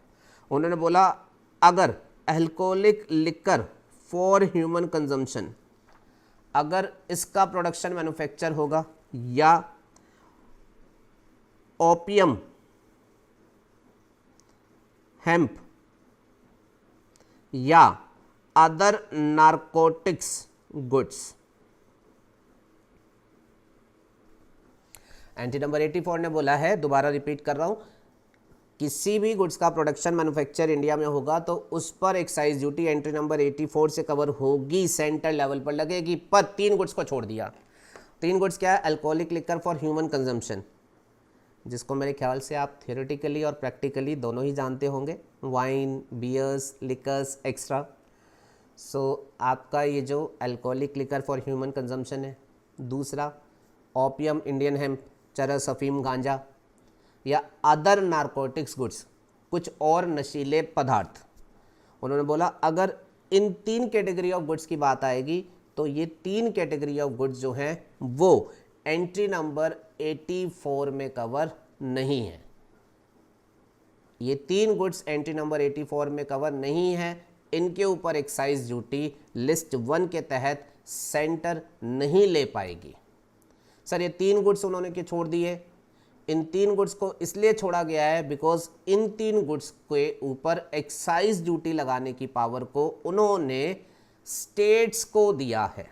इन 3 गुड्स के ऊपर एक्साइज ड्यूटी लगाने की पावर को उन्होंने स्टेट्स को दिया है। अगर हम लिस्ट 2 उठा लेते हैं, स्टेट लिस्ट, तो उसकी एंट्री नंबर 51 जिसमें एब्रीवेशन में तो मैंने स्टेट एक्साइज ड्यूटी लिखा हुआ है, बट जिसमें एग्जैक्टली ये लिखा हुआ है duty of excise on production और manufacture of 3 category of goods, alcoholic liquor for human consumption, opium Indian hemp, या फिर अदर नारकोटिक गुड्स। सर ये इन्होंने ऐसा क्यों किया? ये 3 गुड्स, सिर्फ यही 3 गुड्स क्यों कि इन्होंने सेंटर से हटा करके स्टेट को दे दिए? तो इसके पीछे अपने लॉजिक्स हैं। उन्होंने कहा सेंटर को हमने इनकम टैक्स लगाने की पावर दे दी एंटी नंबर 82 से, and income tax is one of the very major source of revenue, centre को खूब पैसा आ जाएगा। अब सेंटर को हमने गुड्स के प्रोडक्शन मैन्युफैक्चर की भी पावर दे दी, तो जितनी भी गुड्स की मैन्युफैक्चरिंग यूनिट्स हैं, इंडस्ट्री हैं, उन सब से सेंटर को अच्छा खासा रेवेन्यू आ जाएगा। स्टेट्स बोले सब कुछ सेंटर को ही एलोकेट कर दोगे अच्छे अच्छे रिसोर्सेज, या हमें भी कुछ दोगे, हमें भी कोई अच्छा रिसोर्स दे दो। तो स्टेट्स की रिक्वेस्ट के बेस पर हमने ये 3 गुड्स जो हैं वो स्टेट को दे दिए। सर स्टेट्स ने ये 3 गुड्स क्यों मांगे? बेटा स्टेट ने बहुत दिमाग चलाया और स्टेट्स ने ये बहुत चालाकी करी कि उन्होंने ये 3 गुड्स मांगे। सर चालाकी क्या है इसमें? अगर आप ध्यान दें बेटा तो ये तीनों गुड्स रिसेशन फ्री हैं, रिसेशन फ्री है बेटा, ये तीनों गुड्स रिसेशन फ्री है।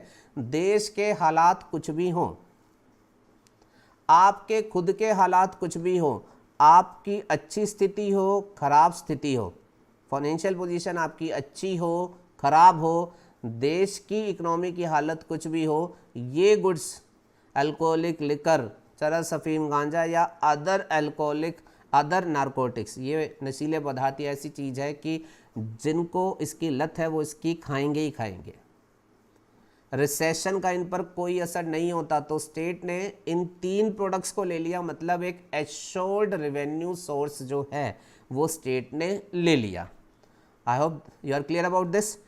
तो एक्साइज ड्यूटी को लेकर के अगर मैं आपसे बात करूं तो एक्साइज ड्यूटी की पोजीशन ये है, एक्साइज ड्यूटी की पोजीशन ये है, जनरली एक्साइज ड्यूटी भारतवर्ष में सेंटर ही लगाती है, एंटी नंबर 84 से उसके पास पावर है, सिर्फ 3 तरीके के गुड्स के ऊपर एक्साइज ड्यूटी स्टेट लगाती है।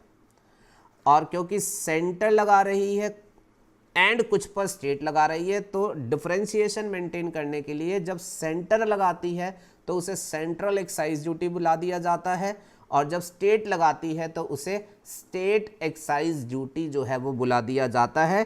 तो 84 में लगी हुई excise duty centre excise duty है, एंड 51 में लगी हुई ड्यूटी जो है वो स्टेट एक्साइज ड्यूटी है। आपको पढ़ते टाइम बहुत बार मन में आएगा जीएसटी की तो अभी तक बात ही नहीं आ रही, इतना टाइम हो गया लेक्चर सुनते सुनते, जीएसटी तो अभी तक आया ही नहीं। तो प्लीज़ आप ध्यान में रखेंगे, जीएसटी तो नया टैक्स है जो जुलाई 2017 में आया है। नए टैक्स के आने से पहले जो टैक्सेशन सिस्टम इंडिया में एग्जिस्ट करता था वो था क्या, वो समझना बहुत ज़रूरी है। उसमें कुछ कमियां थी जिसकी वजह से जीएसटी लाया गया है, तो हमारे लिए ये हिस्टोरिकल बैकग्राउंड जो है ये जानना बहुत ज़रूरी है। तो थोड़ा और पेशेंस मेंटेन रखिए। और मैंने बोला था हमसे जब पढ़ते हो तो एक ही चीज़ की ज़रूरत होती है आपको, अपनी तरफ से पेशेंस की, बाकी तो सब हम आपको देंगे।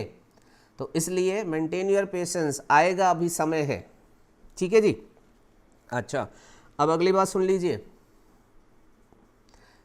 जब स्टेट्स ने इन 3 प्रोडक्ट्स के ऊपर, जब स्टेट्स ने इन 3 प्रोडक्ट्स के ऊपर एक्साइज ड्यूटी लगाने का राइट ले लिया, तो अब सेंटर बोला रिसेशन सी सारे प्रोडक्ट तो इन्होंने ले लिए, हमारे पास भी तो कोई रिसेशन फ्री प्रोडक्ट होना चाहिए।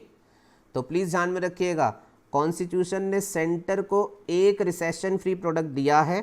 84 में उन्होंने कहा जी टोबैको या टोबैको से बनने वाली जो चीज़ें होंगी उसके ऊपर एक्साइज ड्यूटी आप ही लगाओगे। एंटी नंबर 84 में ये क्लियर कट लिखा हुआ है, so far as tobacco is concerned, उसका लॉ जो है वो यही बना पाएंगे सेंटर।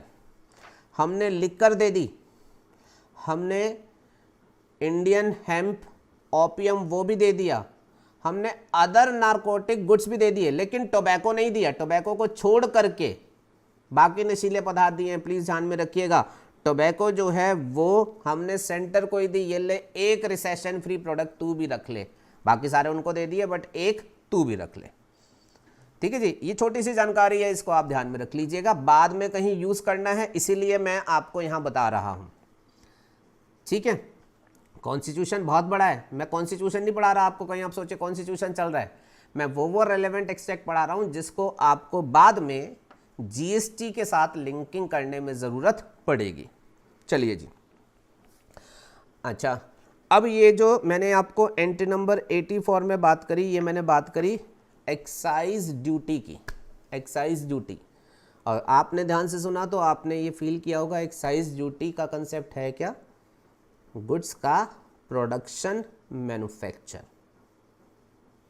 ठीक है, तो मैन्युफैक्चरिंग इंडस्ट्री वो एक्साइज ड्यूटी पे करती है इन जनरल टू सेंटर, कुछ सेलेक्टेड प्रोडक्ट्स के लिए स्टेट, अब बार बार नहीं बोलेंगे उसको। ठीक है, अब अगली बात सुनिएगा, अब दो टैक्सेस होते हैं, प्लीज़ ध्यान में रखिएगा, एक होता है एक्साइज ड्यूटी और दूसरा होता है सेल्स टैक्स।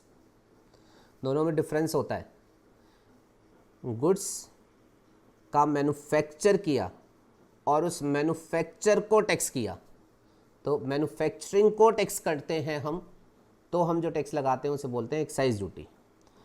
अब वो जो गुड्स बनाए गए हैं वो इन जनरल नो डाउट वो बेचने के लिए ही बनाए गए हैं, तो वो गुड्स जब बेचे जाएंगे तो उनके बेचने की एक्टिविटी को अलग से टैक्स किया जाता है और बेचने के काम पर जो टैक्स लगाया जाता है उसको बुलाया जाता है sales tax. I am repeating my example, कोई sugar industry, sugar manufacturing unit है, उसने शुगर मैन्युफैक्चर करी 1 लाख यूनिट्स, तो शुगर बनाई, उसके ऊपर लगाई गई एक्साइज ड्यूटी, उसे ये टैक्स भरना पड़ेगा, और शुगर पर excise duty central excise duty रहेगी, वो सेंटर को टैक्स भरेगा। फिर ये जो शुगर बनाई इसको बेचा जाएगा, बिकॉज अल्टीमेटली तो ये बेचने के लिए बनाई गई है, तो उस शुगर के बेचने पर, सेल करने पर उस पर अलग टैक्स लगाया जाता है, उस टैक्स को हम कहते हैं सेल्स टैक्स, और वो सेल्स टैक्स जो है उसको लगाने की पावर जो है वो सेंटर को नहीं दी गई है, वो स्टेट को जो है वो दी गई है through entry number 54 of state list. Goods के बनाने को कौन टैक्स करेगा, सेंटर। वो 3 एग्जाम्पल छोड़ दो, वो लिखकर वगैरह बार बार नहीं बोलना प्लीज। इन जनरल गुड्स के बनाने को कौन टैक्स करेगा, सेंटर, पर उन गुड्स के बेचने के काम को कौन टैक्स करेगा, स्टेट। स्टेट को पावर दी गई है एंट्री नंबर 54 में कि जब भी गुड्स की सेल होगी तो उनके ऊपर जो टैक्स लगाया जाएगा, उनके ऊपर जो टैक्स लगाया जाएगा सेल्स टैक्स, उसकी पावर जो है वो एंट्री नंबर 54 में स्टेट्स को जो है वो दी हुई है। Am I clear? अच्छा जी, अब एक स्पेशल एग्जांपल जरा ध्यान से सुनना, स्पेशल एग्जांपल जरा ध्यान से सुनना। मान लीजिए ये हम कहते हैं ये है स्टेट एक्स, आप राजस्थान स्टेट मान लो। स्टेट एक्स में ये एक मैन्युफैक्चरिंग यूनिट लगी हुई है, लेट्स सपोज ए लिमिटेड, ये मैन्युफैक्चर कर रहे हैं x product, let's suppose garments, garments बनाते हैं और बेचते हैं। तो इस मैन्युफैक्चरिंग यूनिट ने गारमेंट्स का प्रोडक्शन किया, मैन्युफैक्चर किया, ठीक है। प्रोडक्शन मैन्युफैक्चर दोनों को कंबाइंडली हम यूज़ कर लेते हैं, बाकी दोनों में थिन लाइन ऑफ डिफरेंस ये होता है जनरली एग्रीकल्चर प्रोडक्ट्स जो होते हैं वो प्रोड्यूस किए जाते हैं और जो एग्रीकल्चर प्रोडक्ट्स नहीं होते वो मैन्युफैक्चर किए जाते हैं। प्रोड्यूस का मतलब होता है उगाना, मैन्युफैक्चर का मतलब होता है बनाना। गन्ना उगाया गया, शुगर बनाई गई, ठीक है। तो produce production word agriculture products के साथ यूज़ होता है, मैन्युफैक्चर वर्ड जो है वो आपका मैन मेड एक्टिविटीज़ के साथ यूज़ होता है।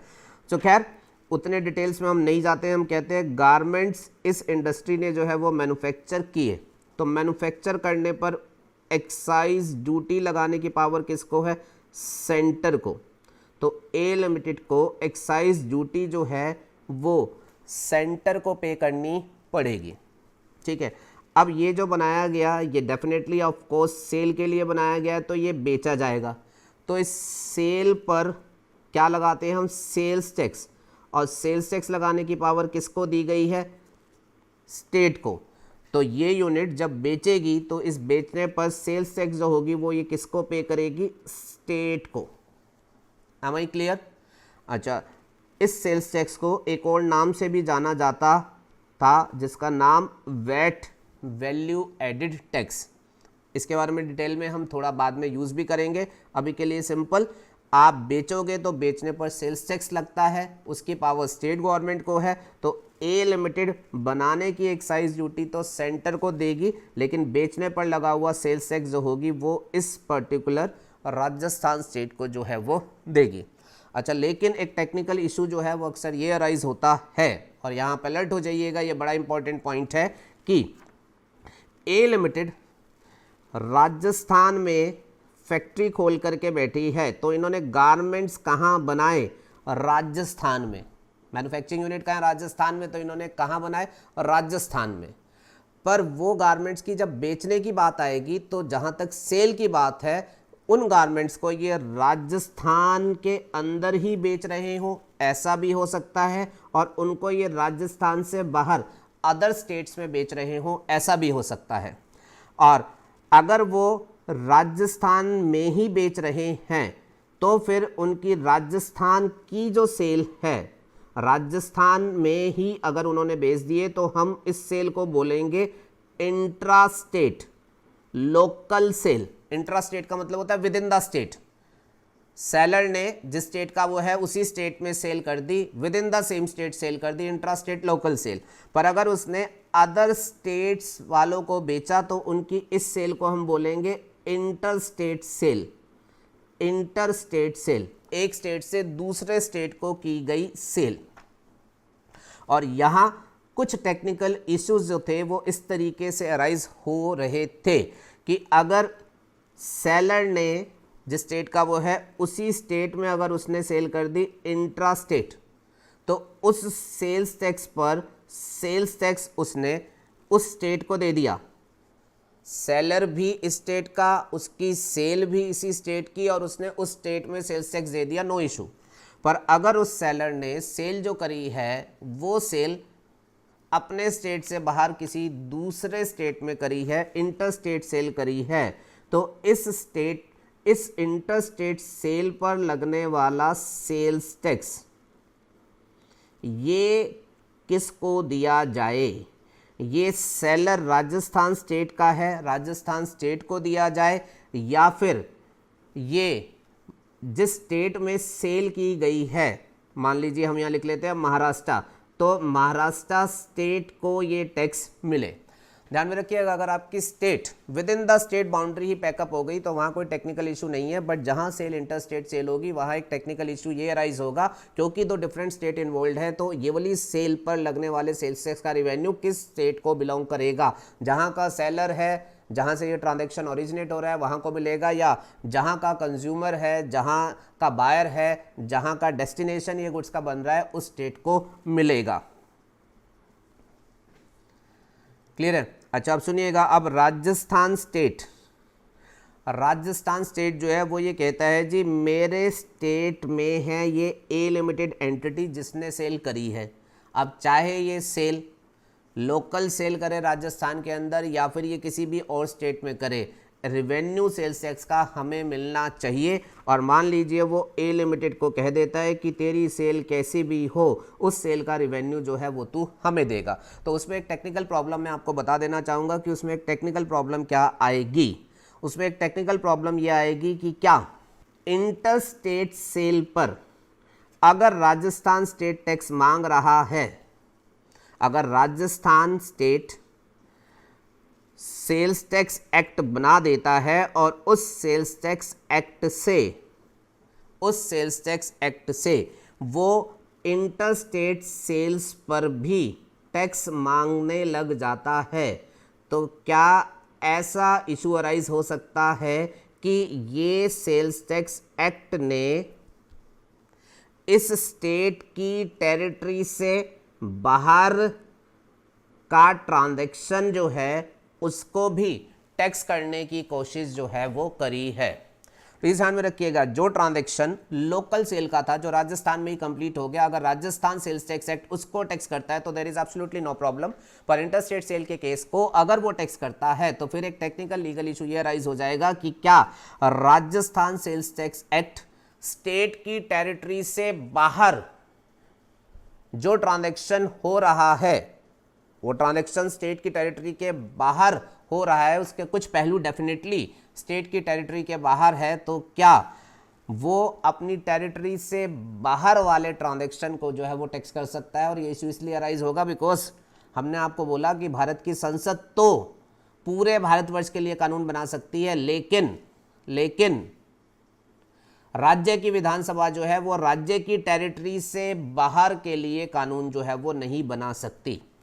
और ज़्यादा आपको हिस्टोरिकल बैकग्राउंड में नहीं लेकर के जाता, बट प्रैक्टिकली आपको बता दूं इस बात को लेकर के काफ़ी डिस्प्यूट हुए, सुप्रीम कोर्ट तक भी पहुंचे कि क्या एक स्टेट जो है वो इंटर स्टेट सेल्स को जो है, जो सेल उसके स्टेट के अंदर कंप्लीट मटेरियलाइज नहीं होती, जिसके एक्सपेक्ट्स उसके स्टेट के बाहर भी जाते हैं, कि क्या उन सेल्स को ये स्टेट अपने लोकल सेल्स टैक्स एक्ट से टैक्स कर सकता है। इस बात को लेकर के काफी डिस्प्यूट हुए। अब ये सब हिस्टोरिकल बातें हैं, लेकिन इसमें डिस्प्यूट काफी हुए थे, तो उन डिस्प्यूट्स को बाद में रिजॉल्व कैसे किया गया।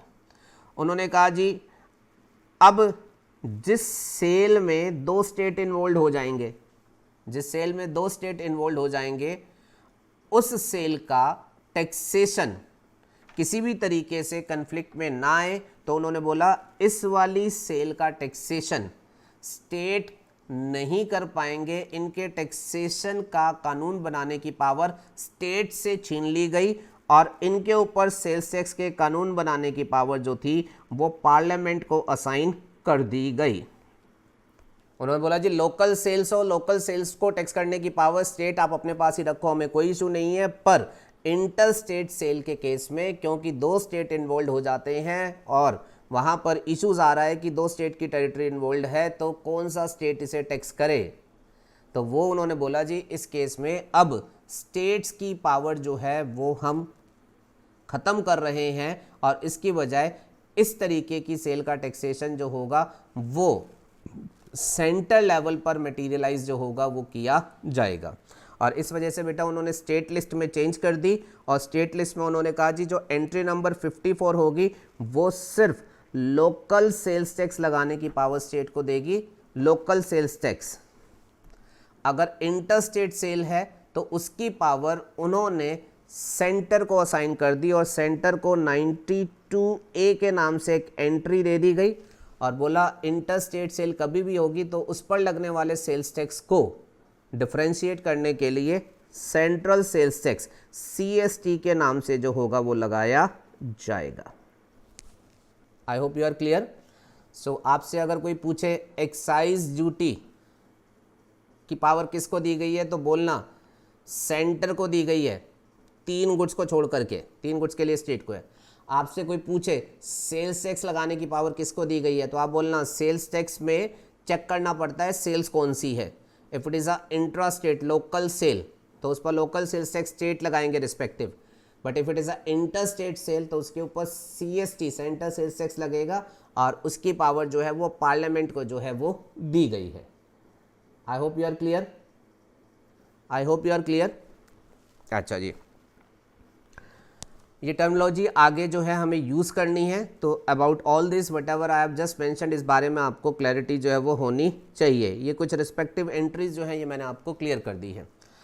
अच्छा, अब एक बात और बता देता हूँ, बहुत इंपॉर्टेंट, बहुत खास, बहुत ही ध्यान रखने वाली। आपकी यूनियन लिस्ट जो है ना, जिसमें हमने पावर सेंटर को दी, पार्लियामेंट कानून बनाएगी, सेंटर लेवल पर बनेगा, सेंटर गवर्नमेंट को जाएंगे पैसे। तो इसमें खास बात यह है, इसमें जो सब्जेक्ट मैटर लिखे हैं ना, इसमें सबसे एंड में जो सब्जेक्ट मैटर लिखा हुआ है, सबसे लास्ट की जो एंट्री है, एंट्री नंबर 97, बहुत इम्पॉर्टेंट है। इसको प्रैक्टिकली पुकारा जाता है with the name of residuary entry. Residuary entry. क्यों पुकारा जाता है ऐसा नाम? तो उन्होंने कहा जी कॉन्स्टिट्यूशन हम बना रहे हैं, जैसा कि आप जानते हैं 1950 के आसपास बना, तो उन्होंने कहा 1950 में कॉन्स्टिट्यूशन बनाया जा रहा है और बनाते टाइम कैटेगराइजेशन किया जा रहा है कि पार्लियामेंट को देनी है पावर लॉ मेकिंग या फिर स्टेट लेजिस्लेचर को देनी है। लेकिन उन्होंने बोला संविधान बार बार नहीं लिखा जाएगा, संविधान जो आज 1950 में लिखा जा रहा है ये आगे युगों युगांतर तक जो होगा चलेगा, इंडिया इससे गवर्न होगा। तो उन्होंने बोला आगे जैसे जैसे इंडिया डेवलप्ड होगा, तो इंडिया में जब इंडिया डेवलप्ड होगा, भारत विकास कर रहा होगा, तो उसके लिए एडिशनल रिसोर्सेज की ज़रूरत पड़ेगी, नए नए तरीके के टैक्सेस लगाने की ज़रूरत पड़ेगी। तो अगर फ्यूचर में कभी कोई नया टैक्स लगाना पड़ा तो उस नए टैक्स लगाने की पावर किसके पास रहेगी? उन्होंने बोला वो भी आज ही हमें सोचना है। देखो आप सोचो कितनी दूरदृष्टि है, 1950 में कॉन्स्टिट्यूशन बन रहा है और वो उसी टाइम ये चर्चा कर रहे हैं कि हमने 1950 में जो चीज़ें दिखाई दे रही हैं वो तो हमने कैटेगराइज कर दी, बट फ्यूचर में क्या पता किस किस तरीके के नए टैक्सेस लगाने पड़े।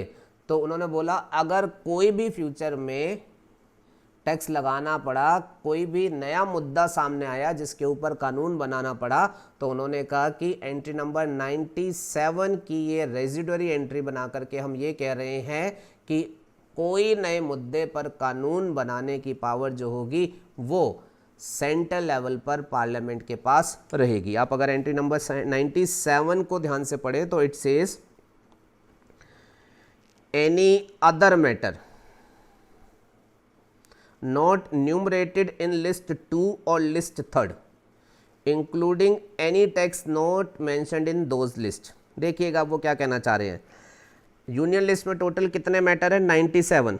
तो अब आप यूनियन लिस्ट उठाओ, एंट्री नंबर 1 के सामने एक स्पेसिफिक मैटर होगा, 2 के सामने एक स्पेसिफिक मैटर होगा, 3 के सामने स्पेसिफिक मैटर होगा, 96 तक वो बताएंगे एग्जैक्टली किस मैटर की बात कर रहे हैं, बट 97 में वो कोई मैटर नहीं बताते। वो कहते हैं ये रेजिडरी मैटर्स, कोई भी अलग मुद्दा, 1 to 96 में हमने बहुत कुछ आपको बता दिया। अब इन मुद्दों के अलावा अगर कोई भी और सब्जेक्ट मैटर है जिस सब्जेक्ट मैटर को स्टेट लिस्ट में स्टेट्स को नहीं दिया गया या कंकरेंट लिस्ट में भी लिख करके किसी को नहीं दिया गया, तो ऐसा कोई भी मुद्दा जो फ्यूचर में हो सकता है नज़र आए, तो उस मुद्दे पर अगर कभी कानून बनाने की बात आएगी तो 97 यूनियन लिस्ट में लिखी है, मतलब उस मुद्दे पर कानून जो होगा वो सेंटर गवर्नमेंट जो होगा वो बना पाएगी। I hope you are clear about this. ठीक है, और इसमें ब्रैकेट में जो वर्ड्स लिखे हुए हैं वो खास इंपॉर्टेंस के हैं। वो कह रहे हैं कि जब हम ये कह रहे हैं 97 में एनी अदर मैटर, कोई भी और मुद्दा जो कहीं और नहीं लिखा हुआ वो यहाँ कवर माना जाएगा, तो वो मुद्दा कौन सा, टैक्सेशन या नॉन टैक्सेशन? तो वो कह रहे हैं जी दोनों तरीके के मुद्दे, ब्रैकेट में उन्होंने लिख करके किया including any tax not mentioned in either of those list. तो प्लीज़ ध्यान में रखिएगा, मैं टैक्स स्पेसिफिक अगर बात करूं, अगर भारत में कोई नया टैक्स लगाया जाना है, भारत में कोई नया टैक्स लगाया जाना है, लेट्स सपोज मोदी जी के मन में आ रहा है कि ये एक नया टैक्स लगाया जाना है, तो मोदी जी को टैक्स लगाने से पहले यूनियन लिस्ट जरूर उठा करके देखनी पड़ेगी कि क्या जो टैक्स लगाने का उनका मन कर रहा है उस टैक्स के लिए लॉ यूनियन लिस्ट में बनाया जा सकता है। अब मोदी जी देखते हैं एंट्री नंबर 1 to 96 में तो वो सब्जेक्ट मैटर नहीं आया, तो मोदी जी कहते हैं अच्छा उसकी पावर नहीं दी गई। अब मोदी जी को ये चेक करना है कि वो मुद्दा स्टेट लिस्ट में स्टेट को तो नहीं दिया हुआ, अगर वो स्टेट लिस्ट को भी नहीं दे रखा तो फिर मोदी जी उस मुद्दे पर टैक्स एंट्री नंबर 97 को यूज करते हुए जो है वो लगा सकते हैं। मोदी जी बड़े सिंपल बोलेंगे कि इस मुद्दे पर हमें कोई स्पेसिफिक पावर नहीं दी गई थी पर स्टेट को भी नहीं दी गई थी, तो ये मुद्दा बाय डिफॉल्ट एंट्री नंबर 97 में कवर्ड हो गया और बाय डिफॉल्ट की टैक्सेशन पावर उन्होंने किसको दे रखी है? सेंट्रल लेवल पर पार्लियामेंट को। I hope you are clear about this. तो इस बात में एंट्री नंबर 97 को जरूर ध्यान में रखिएगा।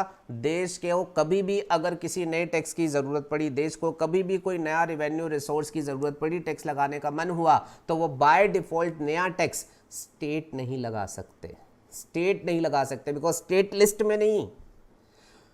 वो नया टैक्स जो होगा वो सेंटर ही लगा पाएगी, because residuary power of taxation has been vested with the centre government. Residuary power of taxation has been vested with the centre government through entry number 97।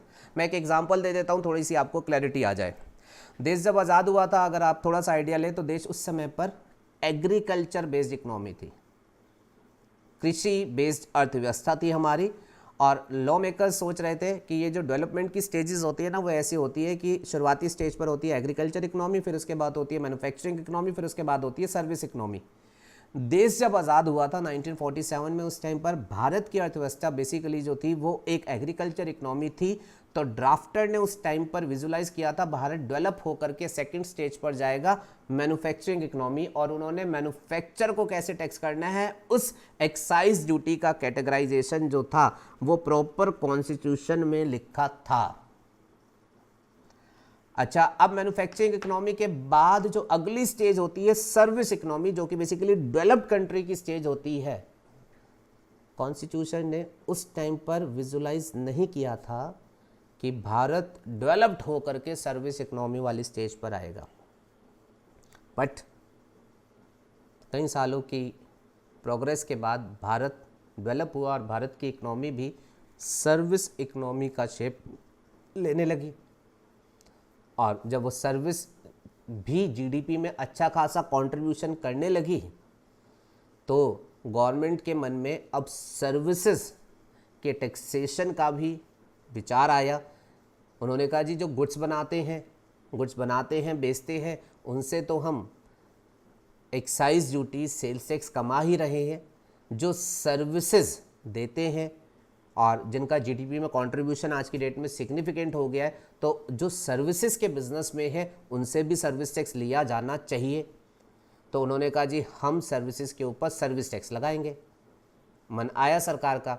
अब हमने बोला जी, सर्विसेज के ऊपर सर्विस टैक्स लगाने का अगर मन है तो पहले आप ये देख लो कि सर्विस टैक्स लगाने के लिए आपको एक्ट चाहिए, और क्या उस एक्ट की पावर आपको लिस्ट में दी गई है।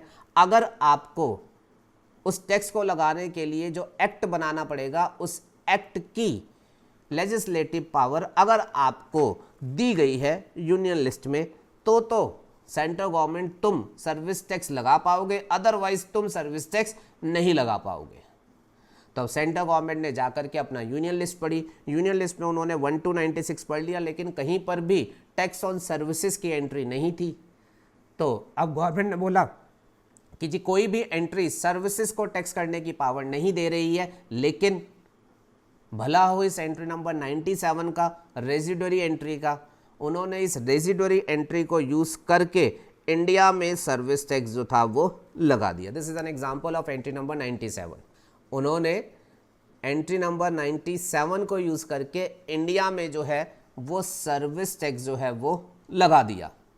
उन्होंने बोला सर्विस के टैक्सेशन के लिए कोई स्पेसिफिक एंट्री नहीं है, पर at the same point of time service के टैक्सेशन का कवरेज स्टेट लिस्ट में भी नहीं है, और कंकरेंट लिस्ट में तो टैक्सेशन होता ही नहीं है। तो उन्होंने बोला इसका मतलब कि सर्विस का टैक्सेशन कहीं पर भी कैटेगराइज नहीं था। Service tax as a new tax अगर हमें इम्पोज करना है तो बाय डिफ़ॉल्ट 97 हमें ये पावर देता है। तो उन्होंने सर्विस टैक्स जो है वो रेजिडुअरी एंट्री के थ्रू जो है वो लगा दिया।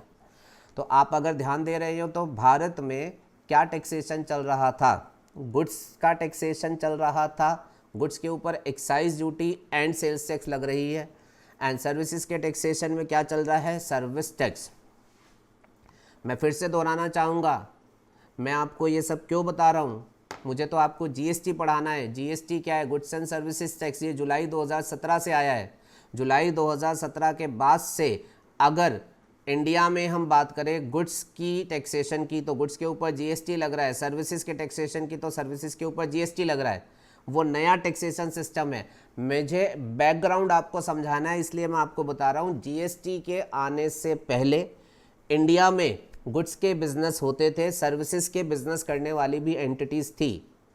जो एंटिटीज़ गुड्स के बिजनेस में थी उन्हें excise duty and sales tax pay करना पड़ता था, और जो सर्विसेज के बिजनेस में थी उन्हें सर्विस टैक्स जो था वो पे करना पड़ता था। ये सब चीज़ें आपको यूज़ होंगी, इसलिए मैं आपको ये सब फ्रेमवर्क समझा रहा हूँ, प्लीज़ ध्यान में रखिएगा। ठीक है जी। गुड्स के बिजनेस में जो एंटिटी होती थी वो गुड्स को बनाती थी, तो बनाने पर एक्साइज ड्यूटी सेंटर को देती थी। उन गुड्स को जब वो बेचती थी तो बेचते टाइम लोकल सेल होती थी, लोकल सेल होती थी तो सेल्स टैक्स स्टेट को दे दिया जाता था। इंटर स्टेट सेल होती थी तो सीएसटी दिया जाता था। जो सर्विसेज के बिजनेस में थे, सर्विस सप्लाई करते थे, सर्विस देते थे, उन लोगों के सर्विस टैक्स लगता था, और वो सर्विस टैक्स सेंटर लेवल पर लगता था। एंटी नंबर 97 को यूज करके सेंटर ने लगाया हुआ था, वो सर्विस टैक्स सेंटर को जाता था। गुड्स के बिजनेस पर एक्साइज सेंटर कमाता था, सेल्स टैक्स स्टेट कमाता था। सर्विसेज के बिजनेस पर सिर्फ सर्विस टैक्स लगता था, जिसको सिर्फ और सिर्फ जो था वो स्टेट वाला, सेंटर वाला जो था वो कमाता था। ये है पुराना टैक्सेशन सिस्टम। नए टैक्सेशन सिस्टम में डिटेल में अभी मैं बाद में बोलूँगा। नए टैक्सेशन सिस्टम जीएसटी में ऐसा किया गया है, गुड्स के ऊपर भी जीएसटी के नाम से टैक्स लगाया गया है, GST goods and services tax. And services का कोई बिजनेस कर रहा है तो उसको भी सेम टैक्स देना है, GST goods and services tax. दोहरा देता हूँ, जीएसटी से पहले गुड्स के बिजनेस करने वाले अलग नाम से टैक्स देते थे, एक्साइज ड्यूटी, और सेल्स टैक्स में लोकल सेल्स टैक्स या सेंटर सेल्स टैक्स। सर्विसेज के बिजनेस वाले देते थे सर्विस टैक्स। पर पोस्ट जीएसटी गुड्स का कोई बिजनेस करेगा तो भी वो जो टैक्स देगा वो जीएसटी के नाम का टैक्स देगा, सर्विसेज का कोई बिजनेस करेगा तो भी वो जो टैक्स देगा वो जीएसटी के नाम का देगा। बाकी डिटेल्स अभी आएंगे, जरा ध्यान में रखिएगा। होपफुली आपको ये कॉन्स्टिट्यूशनल बैकग्राउंड जो होगा वो क्लियर हुआ होगा। अच्छा, इस बैकग्राउंड में एक और लास्ट इंपॉर्टेंट बात बोल देता हूं, फिर सीधा मुद्दे की बात पर हम लोग आ पाएंगे। आपने अगर इस एंट्री को ध्यान से देखा तो दोहराता हूं, 3 लिस्ट हैं, union list, state list, concurrent list. और टैक्सेशन स्पेसिफिक से बात करता हूं अब, तो टैक्सेशन के मुद्दे या तो यूनियन लिस्ट में मिलेंगे या स्टेट लिस्ट में, कंकरेंट लिस्ट में मुद्दे है ही नहीं। तो 2 ही लिस्ट हो गई टैक्सेशन के एंगल से, यूनियन या फिर स्टेट लिस्ट। कुछ मुद्दों पर टैक्स करने की पावर सेंटर को दी गई है, क्योंकि वहाँ का कानून भारत की संसद बना सकती है, और कुछ मुद्दों के टैक्सेशन की पावर जो है वो स्टेट्स को दी गई है, कानून जो है वो स्टेट लेजिस्लेचर बनाएंगे। आपको यह एहसास हो गया होगा मेरे ख्याल से, जो डिवीजन ऑफ टैक्सेशन पावर मैंने समझाया, आपको यह एहसास हो गया होगा कि टैक्स करने की ज़्यादा पावर सेंटर को दी गई है। टैक्स करने की ज़्यादा पावर सेंटर को दी गई है। सर कैसे? इनकम टैक्स सबसे बड़ा टैक्स रिवेन्यू सोर्स सेंटर को दे दिया। एक्साइज ड्यूटी पूरी मैन्युफैक्चरिंग इंडस्ट्री सेंटर को दे दी, 3 को छोड़ दो, लिकर वगैरह को, बाकी तो सारे प्रोडक्ट सेंटर को दे दिए। तो आप समझ रहे हो। और उसके अलावा सबसे बड़ी बात, कभी कोई एडिशनल रिसोर्स की जरूरत पड़े, कोई नया टैक्स लगाने की जरूरत पड़े, लाइक सर्विस टैक्स, तो वो बाय डिफॉल्ट पावर किसको दी गई है? सेंटर को। तो ये सब फैक्टर इस बात को शो करते हैं कि कॉन्स्टिट्यूशन बनाने वाले ने, जहां तक टैक्सेशन की पावर के डिवीजन की बात है, तो उन्होंने टैक्सेशन के राइट्स, टैक्सेशन की पावर सेंटर के फेवर में रखी है, सेंटर के फेवर में रखी है। इतना क्लियर है सबको? क्योंकि सेंटर को कभी भी कोई भी नया टैक्स लगाना हो, 97 से वो कभी भी नया टैक्स लगा सकती है, ध्यान में रखिएगा। स्टेट नहीं लगा सकती कोई नया टैक्स, स्टेट को तो जो प्री डिफाइंड टैक्सेस एग्जिस्ट कर रहे हैं वही लगाने पड़ेंगे, नया टैक्स नहीं लगा सकते।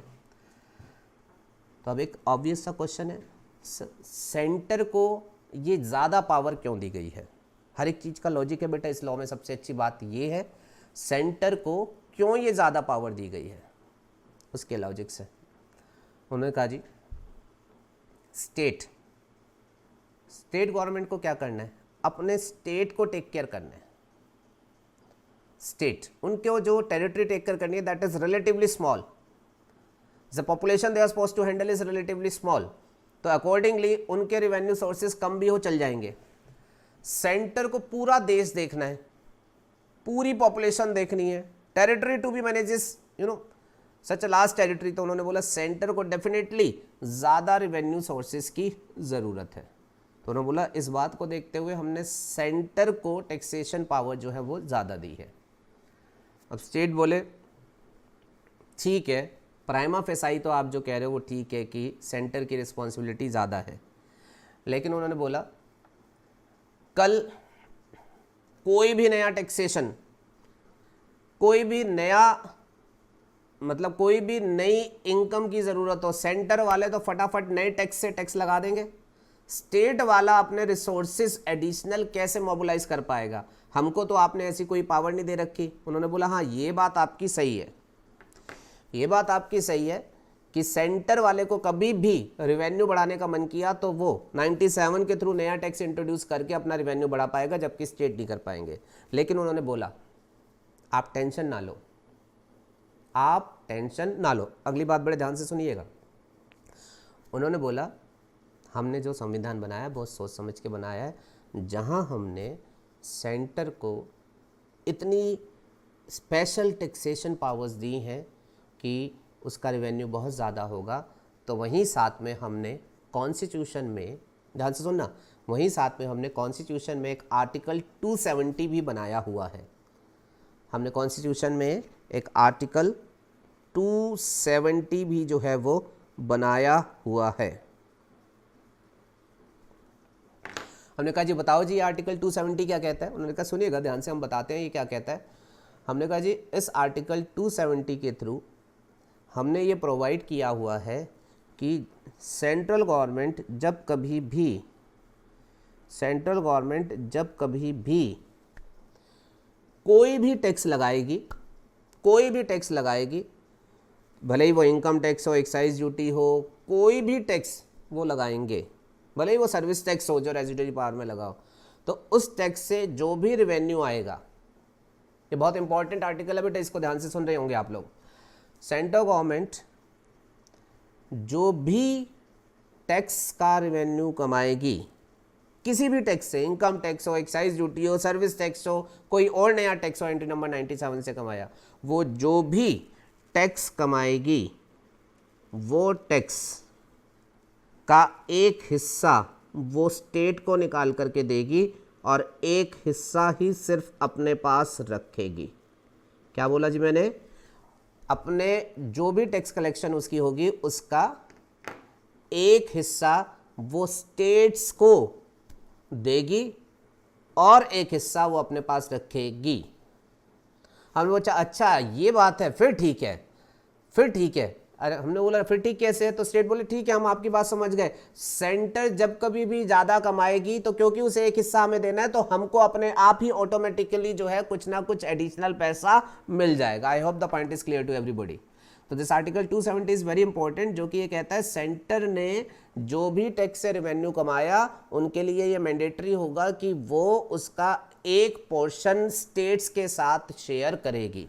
अब ये क्वेश्चन आता है जी वो कितना पोर्शन होता है जो कि स्टेट्स के साथ शेयर करना होगा? प्लीज ध्यान से सुनिएगा, वो कितना पोर्शन होगा जो कि स्टेट के साथ शेयर करना पड़ेगा? तो वो कहते हैं जी उस बारे में प्रोविजंस ये हैं कि जो हमारे प्रेसिडेंट हैं इंडिया के, भारत के जो राष्ट्रपति हैं, उनको भारत में एक फाइनेंस कमीशन नाम की बॉडी होती है, एक फाइनेंस कमीशन नाम की संस्था होती है। वो फाइनेंस कमीशन जो होगा वो प्रेसिडेंट को रिकमेंड करेगा कि कितना हिस्सा आपको स्टेट्स को शेयर कर देना चाहिए। दोबारा सुन लीजिएगा, आर्टिकल 270 ये कहता है कि एक हिस्सा स्टेट के साथ शेयर करेंगे, वो हिस्सा कितना होगा? तो उसके लिए वो कहते हैं जी फाइनेंस कमीशन प्रेसिडेंट को रिकमेंडेशन देंगे कि कितना रिवेन्यू स्टेट्स को दे देना चाहिए, और अकॉर्डिंगली प्रेसिडेंट उस परसेंटेज को upon recommendation of finance commission वो उस परसेंटेज को बताएंगे और उतना हिस्सा जो होगा वो आपको स्टेट गवर्नमेंट को देना होगा। अगर फाइनेंस कमीशन बोलेगा 30% दे दो तो आप अपने कलेक्शन का 30% स्टेट के नाम कर देंगे। अगर वो बोलेगा जी इनको आप 40% दे दो तो आप अपनी कलेक्शन का 40% जो होगा वो स्टेट के नाम कर देंगे। आई hope the point is clear. अच्छा सर एक्चुअल में कितना बोला हुआ है? तो मैं आपको यहाँ पर ये बताना चाहूँगा बेटा, ये टाइम टू टाइम चेंज होता रहता है, फाइनेंस कमीशन नए नए बनते रहते हैं और उनकी रिकमेंडेशन चेंज होती रहती है, बट क्योंकि आपकी क्यूरोसिटी है तो मैं बताता हूँ और ये मुझे बताना भी है क्योंकि इसे मैं आगे कहीं यूज़ करूँगा, तो प्लीज़ ध्यान में रखिएगा। ये हिस्सा हुआ करता है जी 58% सेंटर गवर्नमेंट रिटेन करेगी एंड 42% स्टेट गवर्नमेंट्स में बांट देगी। मान लो 1,00,000 करोड़ रुपए का टैक्स सेंटर ने कलेक्ट किया है, बहुत सारे टैक्सेस है, टोटल लेट्स सपोज 1,00,000 करोड़ रुपए का कलेक्शन हुआ, तो 1,00,000 करोड़ का 58% मतलब 58,000 करोड़ तो सेंटर रिटेन करेगी अपने पास और यूज करेगी अपने एंड पर। 42% 42,000 करोड़ रुपीस जो होगा वो स्टेट गवर्नमेंट्स में बांट देगी। सर ये 42,000 जो स्टेट्स में बटेगा ये किस तरीके से बटेगा, किस स्टेट को कितना मिलेगा, क्या हर स्टेट को बराबर बराबर मिलेगा या फिर स्टेट को अलग अलग मिलेगा? तो प्लीज़ ध्यान में रखिएगा, पहली बात 42,000 स्टेट्स को जाना है। अब स्टेट्स बड़े सारे हैं, क्या हर स्टेट को इक्वल मिलना चाहिए? तो मेरे ख्याल से आप भी एग्री करेंगे हर स्टेट को इक्वल नहीं मिलना चाहिए, बिकॉज हर एक स्टेट का स्टेटस अलग है। कुछ स्टेट जो हैं वो डेवलप्ड है, वो तो खुद अच्छा अर्निंग कर ही रहे हैं, उनके रेवेन्यू सोर्स अच्छे हैं, तो उन्हें ज़्यादा नहीं मिलना चाहिए। अच्छा, इसके अलावा कुछ स्टेट बहुत बड़े एरिया के हैं, जैसे यूपी है, वो बहुत बड़ी पॉपुलेशन को हैंडल कर रहे हैं, तो डेफिनेटली उनको शेयर ज़्यादा मिलना चाहिए। तो फाइनेंस कमीशन अगली बात ये भी बताता है कि ये जो 42,000 करोड़ जो भी परसेंटेज स्टेट्स की है, ये आगे स्टेट्स में आपको किस बेसिस पर बांटनी है, उसके लिए एक वेटेड इंडेक्स तैयार किया जाता है जिसमें अलग अलग फैक्टर्स को वेटेज दिया जाता है। डेवलपमेंट का वेट होता है, टेरिटरी एरिया कितना है स्टेट का उसका वेट होता है, पॉपुलेशन कितना है उसका वेट होता है, इसके अलावा सर्टेन अदर फैक्टर्स के भी वेट होते हैं। उस वेटेड इंडेक्स को यूज़ करके हर स्टेट का रिस्पेक्टिव पोर्शन जो है वो निकाला जाता है।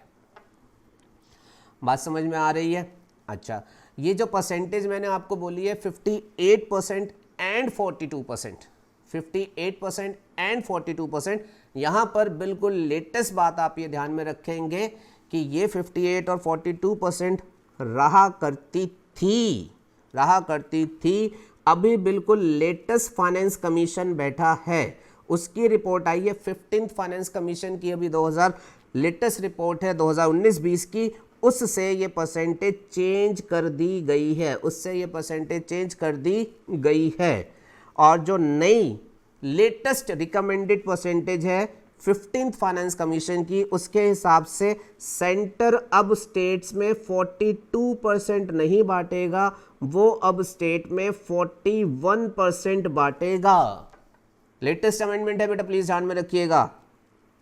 फाइनेंस कमीशन जो लेटेस्ट फाइनेंस कमीशन है उसने बोला है सेंटर स्टेट को तुम 42% नहीं बांटना, अब इस साल से जो जाएगा स्टेट्स को वो 41% जाएगा। कहने का मतलब सेंटर अपने पास 59% रिटेन करेगा। सर क्या वजह हो गई कि स्टेट को उन्होंने शेयर कम कर दिया? बहुत अच्छा क्वेश्चन, आप जानने में इंटरेस्टेड है, मुझे अच्छा लगा। आप सभी जानते हैं मोदी सरकार ने एक और बड़ा जो काम किया वो ये काम किया, J&K से आर्टिकल 370 एबोलिश कर दिया गया। आर्टिकल 370 क्या था उसके बारे में मैं आपको ज़्यादा नहीं बोलूँगा, बिकॉज मुझे ऐसा यकीन है वो मुद्दा ऑलरेडी इतना न्यूज़ चैनल पर आ चुका कि आप सबको पता है एक्चुअल में आर्टिकल 370 क्या था। बस ये बात ज़रूर बोलूँगा, 370 जो हट जाएगा, जिसके बारे में किसी ने भी नहीं सोचा था, वो अल्टीमेटली मोदी जी ने कर दिखाया, इस सरकार ने कर दिखाया। और J&K से आर्टिकल 370 जो है वो उन्होंने हटा दिया। आर्टिकल 370 के तहत J&K को स्पेशल स्टेटस प्रोवाइड किया गया था, जिसमें J&K एज अ स्टेट कुछ विशेषाधिकार जो था वो रखता था, वो सारे स्पेशल स्टेटस जो थे वो वहाँ से हटा लिए गए हैं। अच्छा, इस J&K को उन्होंने जब आर्टिकल 370 को एबोलिश किया तो उन्होंने बेसिकली किया क्या, शायद आप जानते हो, J&K को उन्होंने रीऑर्गेनाइज किया है। पहले जो J&K था उन्होंने उसको दो भागों में डिवाइड कर दिया है, एक J&K कर दिया है और एक लद्दाख कर दिया है। आई होप ये सब आपने सुना हुआ होगा, नहीं सुना है तो ज़रा ध्यान से सुन लें। जो स्टेट ऑफ J&K था उसको उन्होंने स्पेशल स्टेटस जो था उसका एबोलिश किया और उसको उन्होंने रीऑर्गेनाइज किया, उसको उन्होंने दो टुकड़े कर दिए, एक J&K के नाम से बुलाया जा रहा है और दूसरा जो है वो लद्दाख के नाम से बुलाया जा रहा है। अच्छा, और वो जो 2 टुकड़े किए उसको उन्होंने यूनियन टेरिटरी बना दिया और अपने कंट्रोल में ले लिया। मतलब जो पहले state of J&K state government देख रही थी, अब वहाँ स्टेट गवर्नमेंट वगैरह कुछ भी नहीं है। अब वो जो जे.एंड.के है वो 2 टुकड़ों में हो गया और दोनों को ही जो है वो सेंटर जो है वो देख रहा है। ठीक है जी। अच्छा, इसके बारे में काफ़ी अच्छी डिटेल्स हम आगे करेंगे, टेंशन ना लो, बाद में हम करेंगे, इसके बारे में भी समझाऊंगा। अभी के लिए लेकिन एक बात समझिएगा, अब वो जो लद्दाख वगैरह है उसको मोदी जी को टेक केयर करना है, सेंट्रल गवर्नमेंट को टेक केयर करना है, तो डेफिनेटली क्या वहाँ खर्चा नहीं होगा? डेफिनेटली होगा। वहाँ तो पीस अभी मेंटेन करके रखनी पड़ेगी एक लंबे समय तक, फिर उसके बाद सब कुछ सेटल डाउन होगा। बहुत खर्चे होंगे, तो बहुत खर्चे होंगे मतलब सेंट्रल गवर्नमेंट को एडिशनल रिवेन्यू की ज़रूरत पड़ेगी। तो उस बात को मद्देनजर रखते हुए उस लॉजिक पर प्लीज़ ध्यान दीजिएगा, 15th फाइनेंस कमीशन ने रिकमेंडेशन किया है कि सेंटर, क्योंकि तुम्हें ज़्यादा फंड्स की ज़रूरत पड़ेगी to take care of reorganise J and K, आप फॉर द टाइम बिंग के लिए स्टेट को जो पैसे देंगे वो 42% की बजाय आप कितने देंगे? 41%। आई होप दिस इज क्लियर। ठीक है जी। तो ये बिल्कुल लेटेस्ट प्रोविजन मैंने आपको बता दिया है, ये ध्यान में रखिएगा। चले, this division of power must be clear to everybody, और यह टैक्सेशन पढ़ने वाले बच्चे को क्लियर होना चाहिए। अच्छा, अब अगली बात सुनते हैं। अब आपको सब्जेक्ट स्पेसिफिक ले चलता हूँ, एक ब्रीफ इंट्रोडक्शन हुआ। अब आपको थोड़ा सा अगर मैं सब्जेक्ट स्पेसिफिक ले चलूँ, तो हम जो सब्जेक्ट पढ़ रहे हैं वो है इनडायरेक्ट टैक्सेशन। इनडायरेक्ट टैक्सेशन में जीएसटी, तो हम जीएसटी को क्या पढ़ रहे हैं? As an indirect taxation. So यहाँ मैं आपको बताना चाहूँगा, जो हमारा संविधान है ना, संविधान बात करता है टैक्स की, ये टैक्स लगा लो, ये टैक्स लगा लो, ये टैक्स लगा लो। संविधान टैक्सेस का कोई कैटेगराइजेशन नहीं करता। आप हमारे कॉन्स्टिट्यूशन में कभी नहीं पाएंगे ये word direct tax, indirect tax, वो सिर्फ टैक्स वर्ड यूज़ करता है। पर इन जनरल अंडरस्टैंडिंग के लिए टैक्सेस को हम कैटेगराइज करते हैं into 2 category, one is direct tax and second is indirect tax. And my next point that is showing a difference between, there is a difference table, direct tax versus indirect tax table। इन दोनों में क्या difference होता है? वैसे आप इसको भली बात ही जानते हैं, तो इस पर बहुत ज़्यादा कुछ चर्चा करने की ज़रूरत नहीं है, बट फिर भी एक फॉर्मेलिटी के तौर पर मैं डिफरेंस रिपीट कर देता हूँ। डायरेक्ट टैक्स, अगर लगाया गया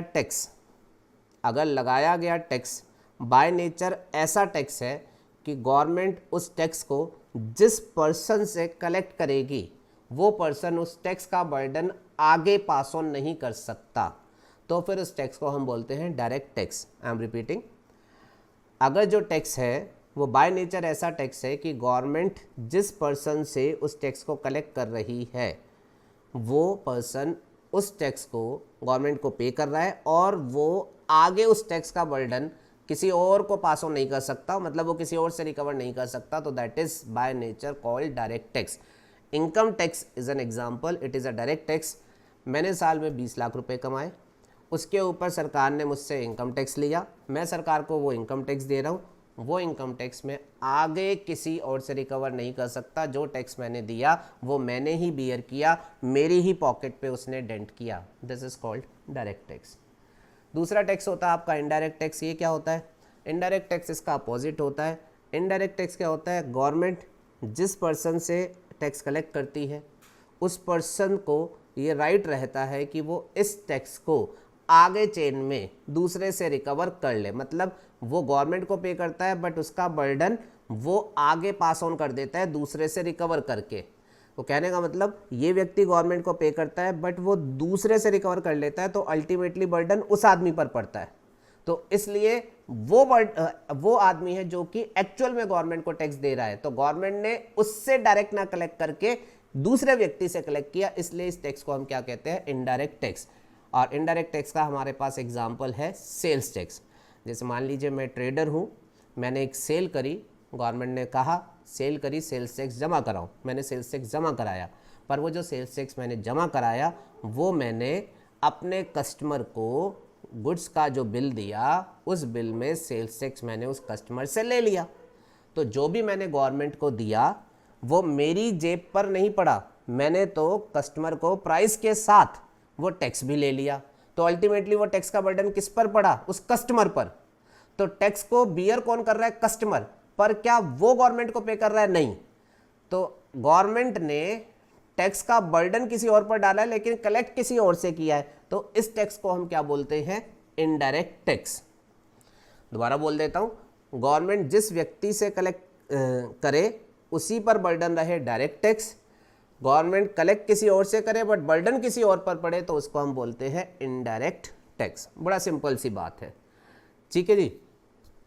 और जीएसटी जो कि आप पढ़ने वाले हैं वो इनडायरेक्ट टैक्स है, किस सेंस में, बिकॉज जो जीएसटी है गुड्स का जो बिजनेस करती हैं बिजनेस एंटिटी, उनको जीएसटी सरकार को देना है, लेकिन वो उस जीएसटी को अपने कस्टमर से बिल में रिकवर कर लेंगी, तो वो बर्डन पास ऑन कर पाएंगी, इसलिए GST is also an indirect tax. अच्छा, डायरेक्ट टैक्स और इनडायरेक्ट टैक्स में एक फीचर अक्सर जो डिफरेंशिएट की जाती है, बड़ी अच्छी फीचर है, वो कहते हैं जी जो आपके डायरेक्ट टैक्स होते हैं वो बाय नेचर जो है वो प्रोग्रेसिव होते हैं। टेबल में बेसिक मीनिंग तो मैंने आपको बता दिया, अब नेचर ऑफ टैक्स वाला पॉइंट देख लो। Direct tax is progressive by nature, वो कहते हैं जी डायरेक्ट टैक्स जो होते हैं वो बाय नेचर प्रोग्रेसिव होते हैं। इससे हमारा क्या मतलब है, बड़ा सिंपल सा मतलब है। प्रोग्रेसिव का मतलब होता है कि ये टैक्स अपने आप प्रोग्रेस करेगा। अपने आप कैसे प्रोग्रेस करेगा, जैसे जैसे आपका टैक्स पेयर का नेचर चेंज होगा ये टैक्स अपने आप प्रोग्रेस कर लेगा। कहने का मतलब यह है, एक आदमी 10 लाख रुपए कमाए और एक आदमी 20 लाख रुपए कमाए, तो आप सभी जानते हैं जो 10 लाख कमाएगा वो इनकम टैक्स कम देगा, कम कमा रहा है कम देगा, और जो 20 लाख कमाएगा ज़्यादा कमाएगा, जो ज़्यादा कमाएगा वो ज़्यादा देगा। तो टैक्स प्रोग्रेसिव बाय नेचर है इन द सेंस कि ये लोगों की पेइंग कैपेसिटी को देखते हुए ज़्यादा जो है इंक्रीज़ होता रहता है। 10 लाख वाला कुछ और देगा, 20 लाख वाला कुछ और देगा, 50 लाख वाला कुछ और देगा। जो ज़्यादा कमा रहा है उसकी पेइंग कैपेसिटी भी अलग है, तो अकॉर्डिंगली अगर उससे ज़्यादा टैक्स लिया जा रहा है तो कोई इशू नहीं है। अब इसके कंपैरिजन में आप इनडायरेक्ट टैक्स की सोचो। इनडायरेक्ट टैक्स की, एक शॉपकीपर ने एक लैपटॉप सेल किया। अब वो लैपटॉप खरीदने वाला आदमी वो था जो 10 लाख कमाता था या 20 लाख कमाता था या 1 करोड़ कमाता था। क्या उन सब को लैपटॉप सेम प्राइस पर विद सेम सेल्स टैक्स बेचा गया होगा? Answer is yes. कहने का मतलब इनडायरेक्ट टैक्स, उस लैपटॉप पर लगा हुआ टैक्स, वो भले ही कम कमाने वाले व्यक्ति ने बियर किया, ज़्यादा कमाने वाले व्यक्ति ने बियर किया, बहुत ज़्यादा कमाने वाले व्यक्ति ने बियर किया, तीनों ही सिचुएशन में टैक्स का अमाउंट 3 कैटेगरी ऑफ पीपल ने सेम बियर किया। तो ये टैक्स जो है ये प्रोग्रेसिव बाय नेचर नहीं है, ये टैक्स जो है रेग्रेसिव बाय नेचर है। और ये एक फीचर जो है ये जनरली इनडायरेक्ट टैक्स के अगेंस्ट में यूज़ की जाती है। जो ज़्यादा कमाए उससे ज़्यादा टैक्स लिया जाए, this is a natural proposition, इसमें कुछ गलत नहीं है। तो डायरेक्ट टैक्स बाय नेचर जिस तरीके से लगता है एक्सेप्टेबल है। इनडायरेक्ट टैक्स कोई कितना भी कमाए उसकी पेइंग कैपेसिटी नहीं देखी जा रही है, सेम बर्डन सबके ऊपर जाकर के पड़ रहा है, तो ये रेग्रेसिव है, जो कि जनरली इनडायरेक्ट टैक्स की एक negative image, negative point, limitation के एंगल से देखा जाता है। आइडियली ऐसा नहीं होना चाहिए, पर ठीक है, फीचर है इनडायरेक्ट टैक्स की, तो इसमें कुछ भी आप नहीं कर सकते हैं। ठीक है जी, तो ये आपके साथ टैक्सेस का इंट्रोडक्शन जो है वो मेरा कंप्लीट है। अब इसके आगे का डिस्कशन हमारा एक्सक्लूसिवली फोकस होकर के चलेगा ऑन जीएसटी। मैं आपको आगे वाले पार्ट में समझाऊंगा कि जीएसटी जो कि जुलाई 2017 से इंट्रोड्यूस किया गया, अब वो क्या है, क्या उसकी बेसिक फीचर है, उसे हमने क्यों इंट्रोड्यूस किया है।